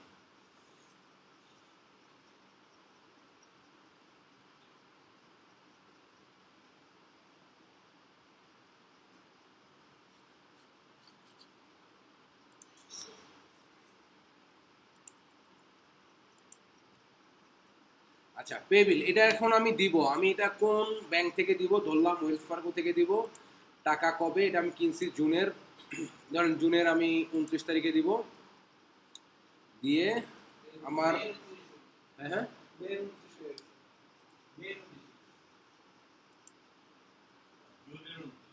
ও না, জুন তো এটা মে, সরি মেয়ের 29 তারিখ হবে, সরি সরি আমি বলবো মেয়ের, আমি এটা 20 তারিখে কিনছি, মেয়ের 29 তারিখে ধরেন এটা পেমেন্ট দিব। এখন পেমেন্ট কত আছে আমার বলেন, এটা পেমেন্ট কত ছিল? পেমেন্টটা একটু দেখে নিই। এলিদার শো না 5,250 টাকা। তাহলে আমার পেমেন্টের ঘরে কত যাবে? 5,250। ঠিক আছে, এখানে চলে আসছে 5,250, ডল পেমেন্ট এত। তাহলে আমি এটা 7 ক্লোজ করে দিতে হবে, সরি 7 সেন্ড করছি। 7 সেন্ড করলে কি হবে? তার কাছে একটা রেমিটেন্স অ্যাডভাইস যাবে। এই রেমিটেন্স অ্যাডভাইস এটা কিন্তু খুবই ইম্পর্টেন্ট বিষয়। কারণ আপনারা যদি কোনো কোম্পানি এরকম কাজ করতে গিয়ে আপনার যে রেমিটেন্স অ্যাডভাইস আছে, রেমিটেন্স অ্যাডভাইস মানে সে তার সফটওয়্যার থেকে এটা ব্যাংকে পেমেন্ট দেওয়ার জন্য বলে দিচ্ছে, বা সে ইনিশিয়েট করছে পেমেন্ট কিন্তু আপনার ব্যাংকে এখনো আসে নাই। বাট আমরা যেটা হয়, রেমিটেন্স অ্যাডভাইস আপনাকে পাঠানো মানে সে টাকাটা দেওয়ার জন্য একটা ইনিশিয়েট করে আপনাকে পাঠাই দিচ্ছে। টাকাটা আপনি 2-1 দিনের মধ্যে আপনার ব্যাংকে পেয়ে যাবেন। ওকে, 7 সেন্ড করলে তার কাছে রেমিটেন্স অ্যাডভাইস চলে যাবে। যদি আমি তার যে ইমেল অ্যাড্রেস আছে সেন্ড করে দিলেই রেমিটেন্স অ্যাডভাইস চলে যাবে।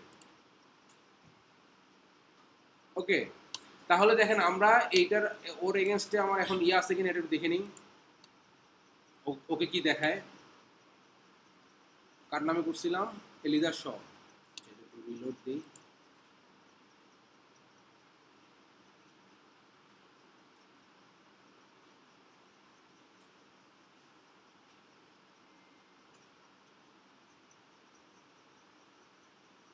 এলিদার শ নামে তো আর কিছু নাই, তাই না?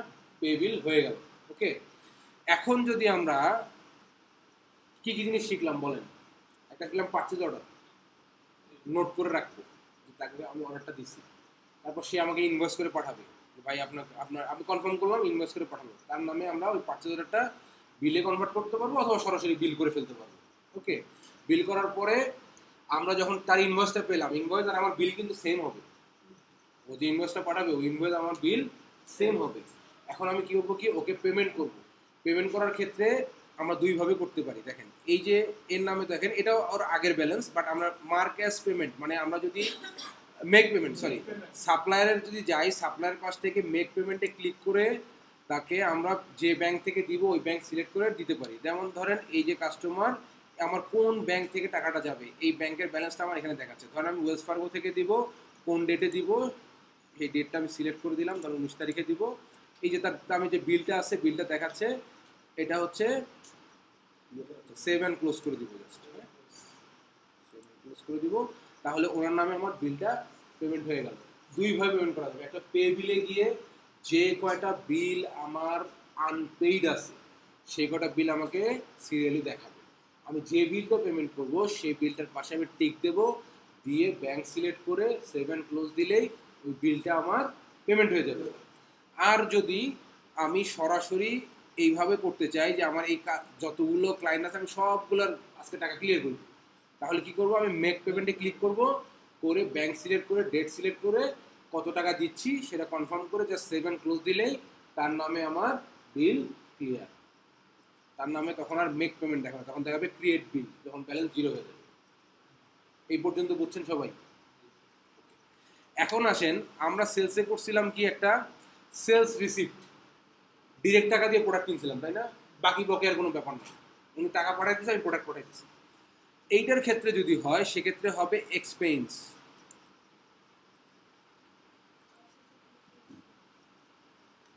দেখেন এক্সপেন্স বলতে আপনি সরাসরি টাকা পাঠায় কিনবেন ডিরেক্ট, এটা বাকি না, নগদ।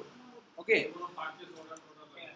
না কিচ্ছু লাগবে, পারচেজ অর্ডার তো লাগবেই না, বিল টিল কিছুই লাগবে না, সরাসরি আমি টাকা পাঠিয়ে দিচ্ছি, আমাকে সরাসরি প্রোডাক্ট পাঠিয়ে দিবে। ওকে, এখানে দেখেন পেই কে হবে, হ্যাঁ কাকে দিচ্ছি সেটাকে ধরেন আপনার কাকে দেবো, লুইস।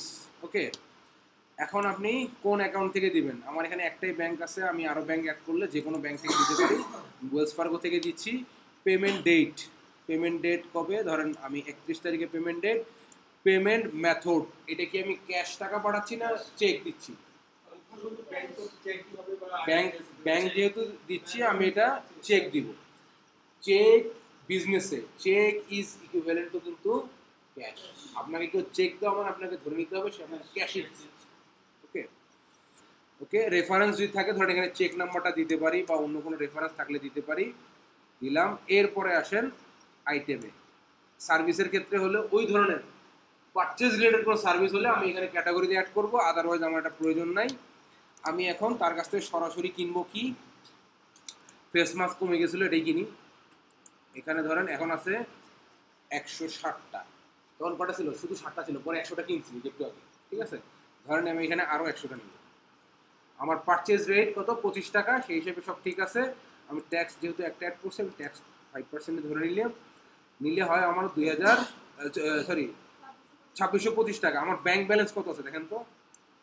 49,423। আচ্ছা, তাহলে যদি আমরা এখানে পারচেসটা করে ফেলি, তাহলে আমার এই 2625 টাকা আমার ব্যাংক থেকে কিন্তু কমে যাওয়ার কথা। প্রোডাক্ট আসতেছে না আমার 2625 টাকা, তাহলে এই অঙ্কটা মনে রাখেন সবাই। আমরা এটাকে সেভ অ্যান্ড ক্লোজ করি। ওকে, তাহলে যদি আমরা চার্ট অফ অ্যাকাউন্টে গিয়ে একটু ব্যাংকটা দেখি, ব্যাংকে আমার টাকা কমছে কিনা। ওয়েলস ফার্গোতে এখন 46,798 টাকা, তার মানে এটা আমার নগদ পেমেন্ট হয়ে গেছে, আমার প্রোডাক্ট ইনভেন্টরিতে চলে আসছে। ক্লিয়ার বিষয়টা? এখন আপনাদের দৈনন্দিন জীবনে যদি এরকম কোনো বিষয় আসে, পারবেন তো? আচ্ছা, আপনাদের দৈনন্দিন জীবনে এরকম বিষয় আসার জন্য আমি আপনাকে আর একটা জিনিস দিচ্ছি। এখানে আছে সাপ্লায়ার বিল। এই যে দেখেন, আপনাকে একটু আগে কাস্টমারের প্র্যাকটিসের জন্য যেরকম দিছিলাম, এরকম আপনাকে এখন আমি সাপ্লায়ারের প্র্যাকটিসের জন্য দিচ্ছি। এখানে আপনার প্রতিটা সাপ্লায়ার, যে কটা সাপ্লায়ার আপনি আপলোড করছেন তাদের নামই লেখা আছে, তাদের ব্যাপারেই বলা আছে কার্ডটা কবে কি করবেন, ডেট টেট সব দেওয়া আছে। পারবেন না করতে? এই এক্সেল থেকে পারবেন না? ওকে, হ্যাঁ এক্সেলটা দিচ্ছি, এটা আগে দেওয়া হয়নি।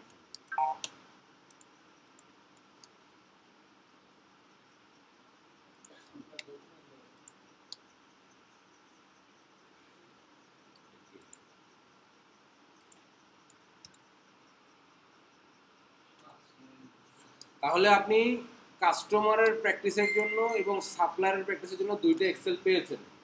এখন আসেন সাপ্লায়ার আর কি বাকি আছে, চেক। এখানে আমরা কি দেখছি, পার্চেস অর্ডার দেখছি, পে বিল, বিল এক্সপেন্স দেখছি, এখানে বাকি আছে কি, চেক। চেকে গেলে কি আছে দেখেন, চেকে গেলে হচ্ছে যদি আপনি কাউকে চেক দেন, কেনার জন্য চেক দিতে পারেন না, অ্যাডভান্স রেটের চেক দিতে পারেন। এখানে দেখেন পেইটা সিলেক্ট করতে হবে, কোন ব্যাংকের থেকে দিচ্ছেন। এখানে দেখেন আমার এখানে ক্যাশ অ্যান্ড ক্যাশ ইকুইভ্যালেন্ট মানে কি, ওয়ান কাইন্ড অফ এটা পেটি ক্যাশ টাইপের, হ্যাঁ এই দুটোই শো করবে। কারণ এই দুটোর বাইরে ধরেন আমি যদি আরও দুটো ব্যাংক এখানে অ্যাড করতাম, তাহলে আরও দুটো ব্যাংক শো করতো। মানে এখানে যাদের চেক দেওয়া সম্ভব যে প্রতিষ্ঠানে, শুধু সেই প্রতিষ্ঠানগুলোই শো করবে, এখানে কিন্তু আপনার ফুল চার্ট অফ অ্যাকাউন্ট আসবে না। ওকে, এখন ধরেন পেই আমরা ঠিক করছি কাকে চেক দিব, আর এটা হচ্ছে আমার কোন ব্যাংক থেকে যাবে ঠিক করছি। এরপর আমি ডেট দিব, দেখেন ডেট দিলাম, অ্যাডভান্স ডেট দিলাম, ঠিক আছে। চেক দিলাম, এখানে চেক নাম্বার, এখানে 4। ওকে, এরপর আসেন আমার আইটেম। যদি কোনো আইটেম আমি কিনি, এই আইটেমটা ধরেন আমি কিনবো 20টা, ট্যাক্স রেট 5%, এইটা 7 ক্লোজ করে দেবো। এই চেক অপশনটা কি জানেন, এই চেক অপশনটা ফিউচার ডেটে আপনি তাকে চেক দিচ্ছেন, ফিউচার ডেটে আপনি চেক দিচ্ছেন, অ্যাডভান্স চেক দিচ্ছেন, শুধুমাত্র এই অপশনটা রেজিস্টার করার জন্য। এটা তেমন কোনো কাজ, বুঝলেন? আপনি মানুষকে অ্যাডভান্স চেক দিতে পারেন না, এটা ইফেক্টটি যে ওই ডেটে যা ব্যাংকে করবে।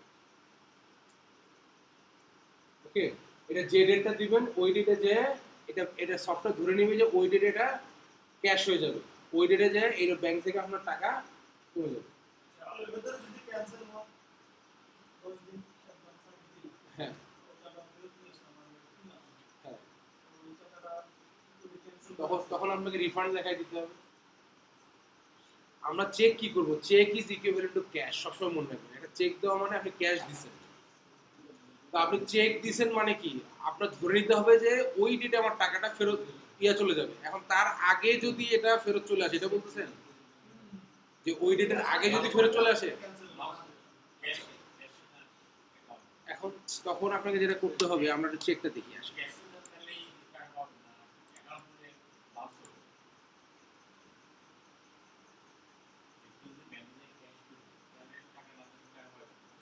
দেখেন এখানে একটা চেক এক্সপেন্স আছে না, চেক এক্সপেন্সটা আপনাকে ভয়েড করে দিতে হবে, ভয়েড। ওকে, আপনি যদি সরাসরি ডিলিট করবেন না, কিন্তু সরাসরি ডিলিট করলে ইফেক্ট হবে একরকম, ভয়েড করলে ইফেক্ট হবে আরেকরকম। এখান থেকে আপনি করবেন ফার্স্টে ভয়েড। ভয়েড করলে কি হবে, এটার যদি কোনো জায়গায় ইফেক্ট পড়ে থাকে অথবা কোনো জায়গায় ইফেক্ট পড়ার কথা, সেগুলো সব ক্যান্সেল হয়ে যাবে। প্রথমে ভয়েড করবেন, তারপর ডিলিট করে দিবেন, তাহলে আর এটার ইফেক্ট ওই জায়গায় যেয়ে ওকে। এই চেক অপশনটা খুব কম আসবে, বাট দুটো একটা জায়গায় আসলে এটাই হলো সমস্যা, যেটা কম আসে ওটা আমরা ভুলে যাবো, পরে যায় এটা মনে থাকবে। ওকে, তো তাহলে আমরা চেক অপশনটা বুঝলাম। আর কি বাকি আছে এখানে, সাপ্লায়ার ক্রেডিট আর ক্রেডিট কার্ড ক্রেডিট, ঠিক আছে। এটাও আপনার ওই ডিলেট ক্রেডিট আর ইসের মতো, এটার কোনো খুব একটা কাম নাই, এটা আমি আপনাদেরকে ভিডিও দিয়ে দিব, ওটা দেখবেন, প্র্যাকটিস করবেন। এখন আপনাদেরকে নেক্সট ক্লাসে করাবো হচ্ছে পেরোল। এই যে টিম অপশনটা দেখছেন, টিম টিম সিঙ্গেল উইকলি, এগুলোকে বলে টাইম শিফট। দেখাইছি আপনাদেরকে? ও আচ্ছা, তাহলে টিম তো, ও টাইম শিট কিভাবে এন্ট্রি করে এটা দেখা দিচ্ছে আপনাদেরকে। ওকে, আরেকটা হচ্ছে এই টাইম শিট যে এন্ট্রি করলেন, এই টাইম শিট এন্ট্রি করে এই টাইম শিট অনুযায়ী আপনি যে পেরোল অ্যাকাউন্টিং করবেন, এই অ্যাকাউন্টিং কিভাবে করবেন এটা আগামী ক্লাসে দেখাবো। আগামী ক্লাসে আরেকটা জিনিস দেখাবো, পেরোল অ্যাকাউন্টিং এর। পেরোল অ্যাকাউন্টিংটা কিন্তু অনেক বড়, প্রায় 23 থেকে 24টা এন্ট্রি হবে একসাথে। এটা কিন্তু করবো আমরা জার্নাল করে। এখানে কি পেরোল অ্যাকাউন্টিং করার কোনো জায়গা আছে? এখানে পার্টি কটা, 3টা, সাপ্লায়ার, আমি আর কাস্টমার। এখন আপনার যে 2-4টা স্টাফ কাজ করে, তাদের পেরোল তো মানে তাদের টাইম শিট তো আপনি এখানে অ্যাক্টিভিটি দিতে পারবেন। এখানে কিন্তু এটা সেভ করার অপশন নেই।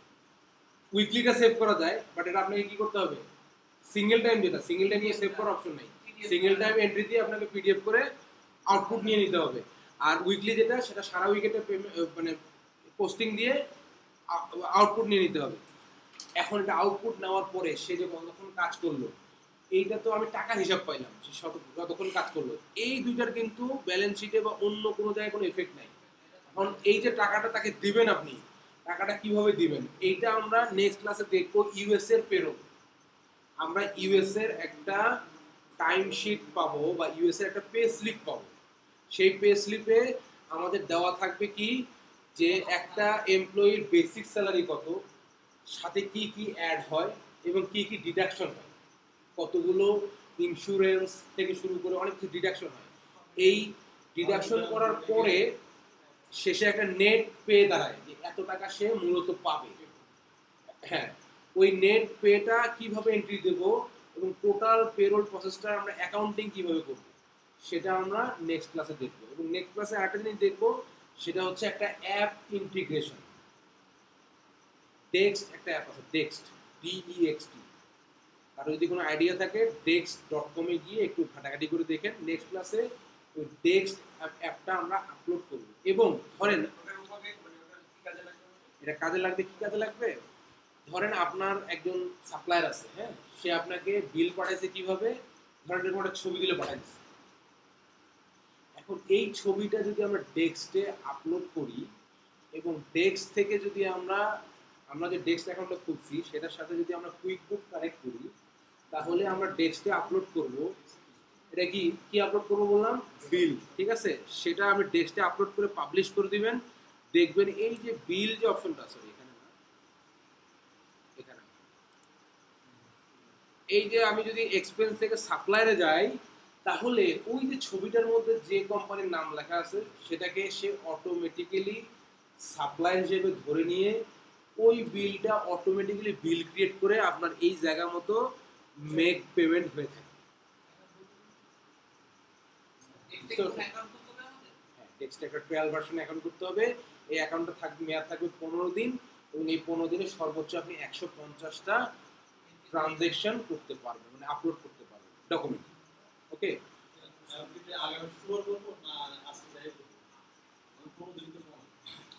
না না, এটা আগামী ক্লাসে করবো। আপনাকে বলছি এমনি ঘাটাঘাটি করে দেখতে, যদি আপনার কোনো আইডিয়া হয়। আগামী ক্লাসে আমি দেখাবো। তারপরে হ্যাঁ, আর একটা ইমেল দিয়ে আরেকটা প্রজেক্ট ব্যাংক রিকনসিলিয়েশন হবে তারপরে ক্লাস। ব্যাংক রিকনসিলিয়েশন করা হয়ে গেলে আর এই যে এখানে এখানে দেখেন কি বাকি আছে, এখানে বাকি আছে আপনার ব্যাংক ডিপোজিট ট্রান্সফার। ঠিক আছে, আপনাকে ব্যাংক ডিপোজিট ট্রান্সফার আমি আজকেই দেখা দিচ্ছি, 6:12 বাজে আর কিছুক্ষণ সময় আছে আপনার। এটা তো আমি এন্ট্রি করে দেখাইছি, এটার অ্যাকাউন্টিংটা কি হবে এটা দেখাবো নেক্সট ক্লাসে। নেক্সট ক্লাসে এটার অ্যাকাউন্টিংটার পাশাপাশি দেখাবো একটা অ্যাপ ইন্টিগ্রেশন। এরকম অনেক অ্যাপ আছে, আপনি একটা অ্যাপ ইন্টিগ্রেশন সম্পর্কে আপনার ধারণা থাকলে তাহলে কাস্টমারের যদি কোনো অ্যাপ থাকে সেটা আপনি ইন্টিগ্রেট করতে পারবেন।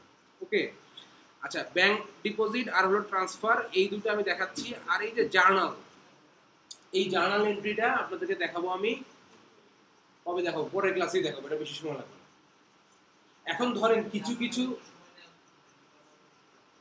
জার্নাল পারেন না, আচ্ছা আমি আমি আমি বলি কিছু কিছু জিনিস থাকবে যেই জিনিসগুলো কোনটা কোনটা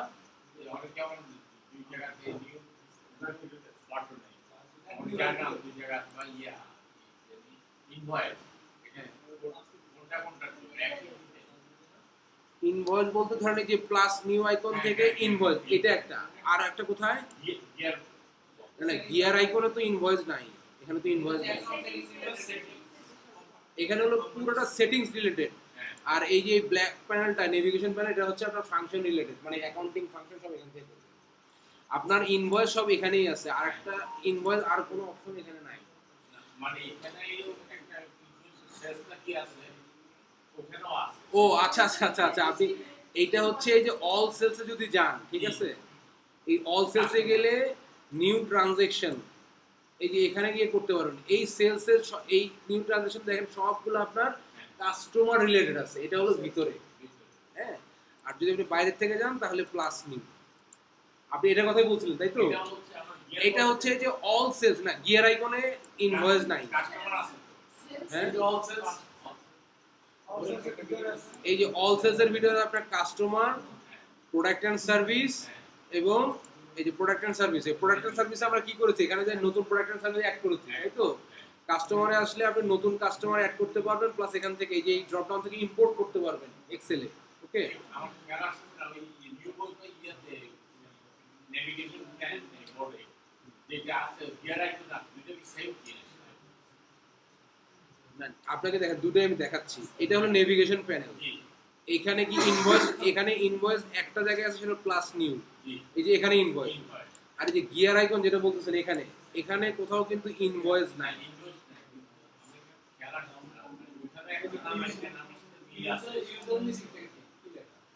হ্যাঁ,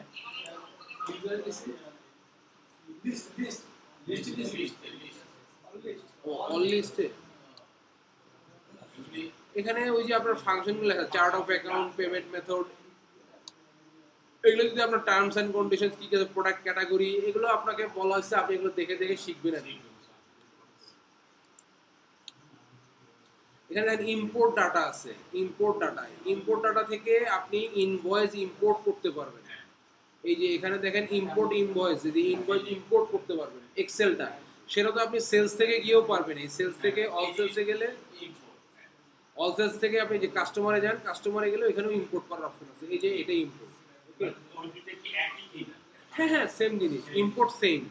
আর অল সেলসে গিয়ে আপনি যদি এখানে নিউ ট্রানজাকশনে আসেন তাহলে কাস্টমার রিলেটেড, আমরা যে প্লাস নিউ আইকনে গিয়ে যে কাস্টমারের নিচে যা পাইছি এখানেও তাই পাবো, এখানে সব তাই আছে, সেম, না কোনো পার্থক্য নেই, সেম। এই যে এখান থেকে যদি আপনি ইনভয়েসে যান তাহলে দেখেন ওই যে ইনভয়েসে যা আসছিল এখানে তাই আসবে।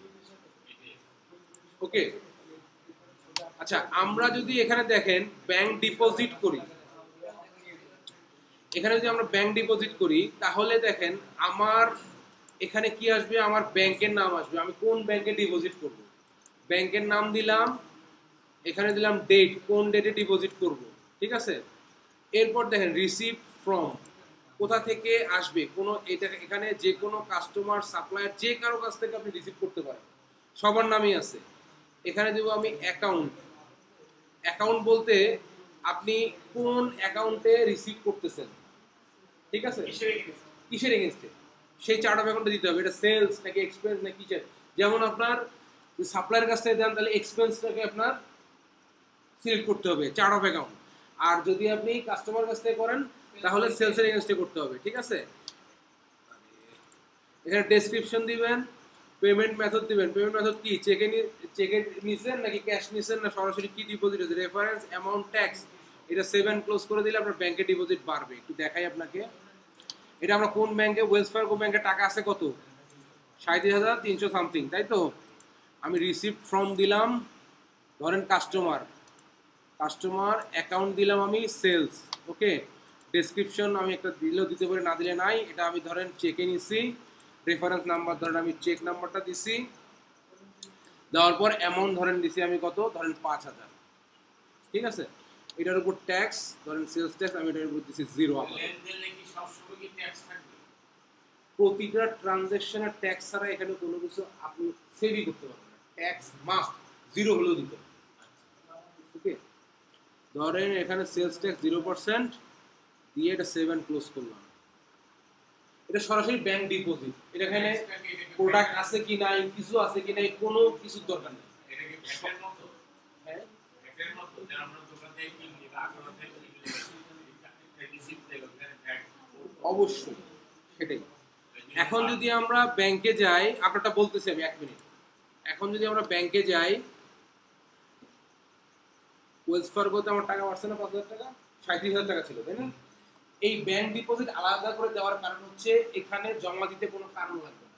প্রোডাক্ট কিনছি কি কিনি নাই, বিক্রি করছি কি করি নাই, কোনো কিছু লাগবে না। ধরেন কোনো কারণে মিস্টেকেনলি ভুল করে আমি টাকা বেশি দিচ্ছি, হতে পারে না এরকম, ওই টাকাটা ফেরত দিতে জাস্ট আমি ওখানে, বাট আমার কাগজে কলমে লিখছি আমি 50,000, সবকিছু 50,000, কিন্তু ভুল করে টাকা জমা দিয়ে ফেলছি কত, ব্যাংকে 60,000 টাকা দিচ্ছে মনে করেন। 10,000 টাকা উনি আমাকে ডিপোজিট করছে। আমার কি লেখায় কোথাও ভুল আছে? নাই। আমার অ্যাকাউন্টসে কোথাও ভুল আছে? নাই। তাহলে সবই যদি ঠিক থাকে, আমি ভুল করে মনে করেন 10,000 টাকা বেশি দিচ্ছি, সেটা উনি আমাকে ডিপোজিট করে দিচ্ছে। আনঅথরাইজড থাকে। হ্যাঁ, তো এই অপশনটা এই কারণে দেওয়া, যে কারণটা হচ্ছে যে আমার কোথাও কোনো কিছু লিখতে হবে না যে এই প্রোডাক্টের এগেইনস্টে পাইলাম বা এটা পাইলাম, ওটা দরকার নেই। এখন এই যে টাকাটা আমি দিছি, এই টাকাটা আমার কোনো না কোনো চার্ট অফ অ্যাকাউন্ট থেকে তো কমছে। আমাকে ওই চার্ট অফ অ্যাকাউন্টে সিলেক্ট করে দিতে হবে যে চার্ট অফ অ্যাকাউন্টে এটা আবার এসে অ্যাড হবে। আমার কোনো না কোনো একটা খাত থেকে গেছে না, আর টাকাটা গেছে কোথা থেকে, ব্যাংক থেকে গেছে। ব্যাংক থেকে গেছে এবং আমার কোনো না কোনো একটা চার্ট অফ অ্যাকাউন্ট থেকে তো কমে গেছে। সেটা আমার ইকুইটি হোক, সেটা আমার যদি ইকুইটি থেকেও দিই, ইকুইটি থেকে গেছে, অথবা আমার সেলস থেকে গেছে, কোথাও না কোথাও থেকে তো গেছে। এখানে অ্যাকাউন্ট বলতে ওই চার্ট অফ অ্যাকাউন্টটা সিলেক্ট করতে হবে, করে এটা সেভ করলে ওই চার্ট অফ অ্যাকাউন্টে ওটা অ্যাডজাস্ট হয়ে যাবে, ব্যাংকের টাকা অ্যাডজাস্ট হবে। এটা হলো ব্যাংক ডিপোজিট। আর যদি আপনি ট্রান্সফার করেন, ট্রান্সফার আর কিছু না, ব্যাংক টু ব্যাংক, এখান থেকে ওখানে ট্রান্সফার করবো। ধরেন আমারই 2টা ব্যাংক, আমি এক ব্যাংক থেকে আরেক ব্যাংকে ট্রান্সফার করি। এটা ওয়েলস ফার্গো থেকে ধরেন আমি টাকা তুলে, ক্যাশ টাকা তুলছি, তুলে আমি ক্যাশ অ্যান্ড ক্যাশ ইকুইভ্যালেন্ট, ধরেন আমার ক্যাশের একটা ইয়াতে আমি 10,000 টাকা নিয়ে আসছি, ক্যাশ টাকা নিয়ে আসছি। এটা যদি আমি ট্রান্সফার করি, মানে ক্যাশ টাকাটাও কি, এটা আমার পেটি ক্যাশ না, এটা তো আমার একটা হিসাব।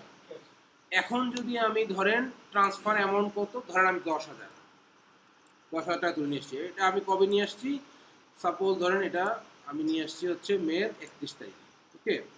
এখানে অ্যাটাচমেন্ট দিতে পারেন ওই যে আগের মতো, যদি আপনার কোনো নোট থাকে, কোনো অ্যাটাচমেন্ট থাকে দিলেন, বা এটা যে তোলার যে চেকের একটা ছবি তুলে দিতে পারেন, যা যে যেভাবে দেন দিয়ে আমি, যে আপনি যদি সেভ অ্যান্ড ক্লোজ করেন, এখন আমার ব্যাংকের অ্যামাউন্ট আছে কত, 42,000, আর এটা আছে কত, 23,000। তাহলে আমার এখানে 10,000 টাকা বাড়বে আর এখানে 10,000 টাকা কমবে, এই তো। তাহলে আমরা যদি সেভ অ্যান্ড ক্লোজ করি, এটার কিছুই না, just account two account transfer, আমার যে ব্যাংক অ্যাকাউন্টগুলো আছে সেগুলোর মধ্যে। আমরা ব্যাংকে ট্যাক্সটা দিচ্ছি, যদি 1% দিচ্ছি, 1% তো ব্যাংকে অ্যাকাউন্ট আমার কমে যাবে না? বা সরকারের কোথায় 100 টাকা থেকে ট্যাক্স করতে পারেন না, এই ট্রান্সফারে কিন্তু আপনার ইয়া নাই।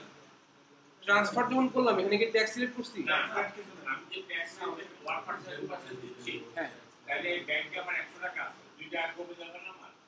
কোথায় 100 টাকা? ব্যাংকে। যে 100 টাকা জমা দিলাম, ট্যাক্স দিলাম,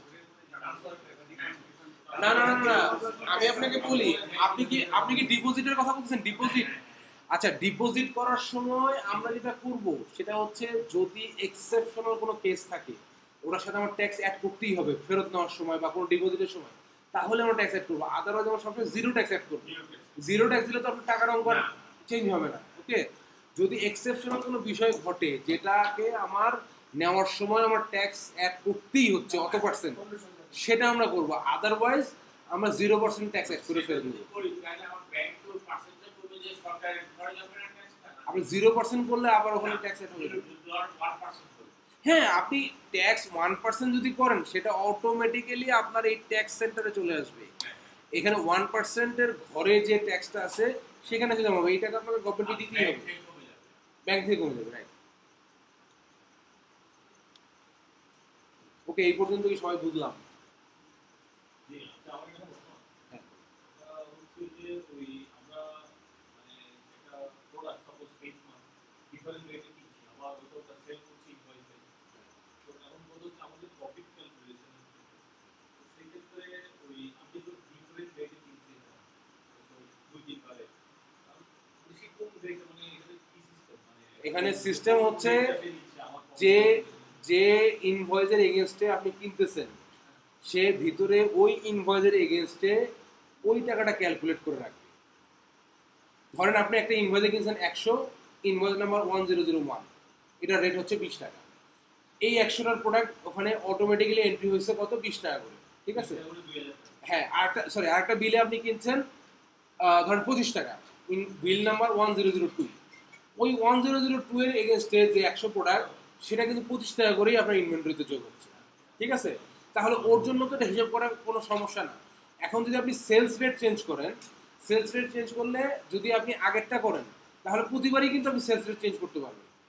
যখন আপনি একটা ইনভয়েস করবেন সেলস রেট কিন্তু প্রতিবারই প্রতিটা ইনভয়েসই চেঞ্জ করতে পারবেন, ঠিক আছে? তো আপনি যে রেটটা চেঞ্জ করলেন এখন এই ইয়াটা সবসময় আসবে আগেরটা থেকে, যে 20টা বা 25টা আপনি সেলস করবেন সেটা সবসময় আসবে আগেরটা থেকে, ওই আগেরটা হিসাব করবে সে। প্রথম 100 যে ইনভেন্টরি, হ্যাঁ প্রথম 100 ইনভেন্টরি, প্রথম সেল ওই 100 ইনভেন্টরি থেকে আসবে, ঠিক আছে?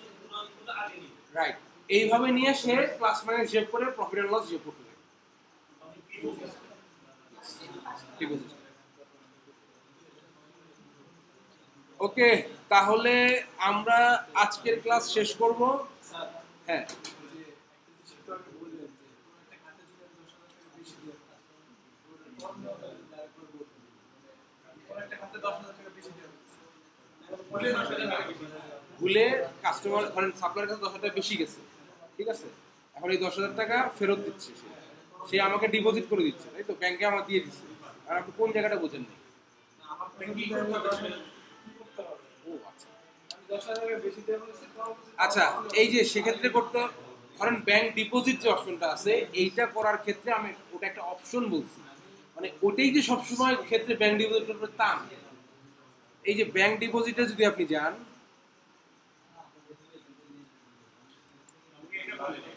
একটা ইনভয়েস করার সময় সে ভুলে মানে ইনভয়েসের পেমেন্টটা ছিল 15,000, সে 25,000 করে দিয়েছে।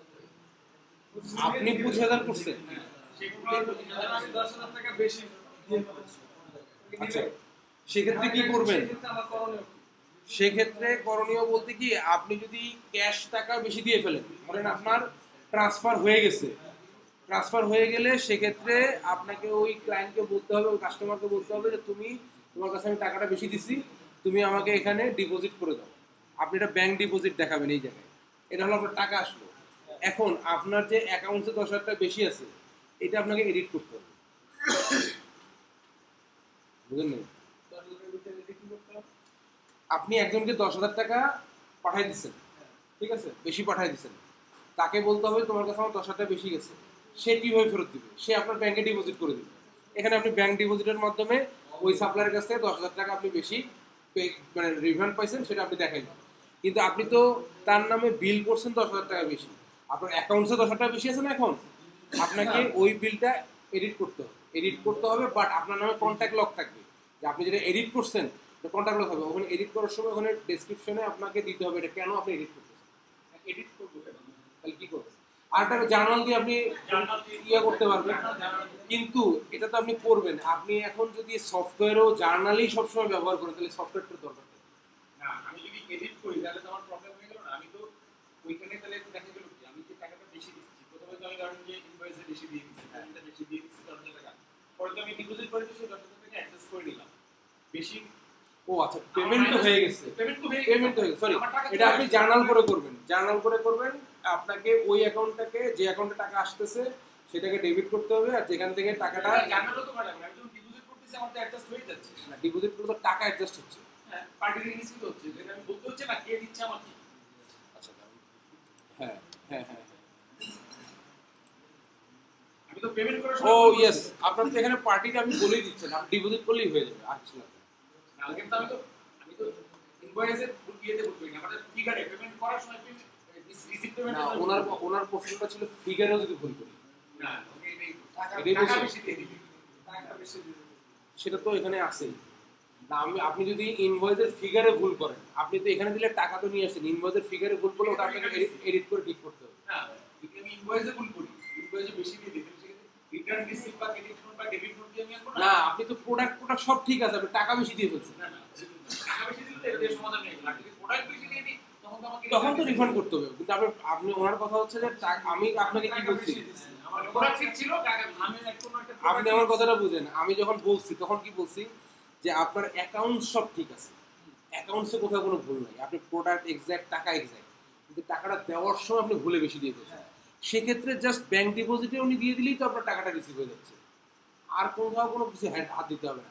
কিন্তু যখন আপনি প্রশ্ন করেন তখন আপনি বললেন যে আমার ইনভয়েসেও ভুল আছে, ইনভয়েসে আমি ভুল করে বেশি করে ফেলছি, তখন আপনি যখন টাকাটা পেয়ে যাচ্ছেন, টাকা তো আপনি পেয়ে গেলেন, তখন ইনভয়েসটা কি করতে হবে? ইনভয়েসের অ্যামাউন্টে ভুল করছেন, ইনভয়েসের অ্যামাউন্টটা ঠিক করতে হবে না? কোয়ান্টিটি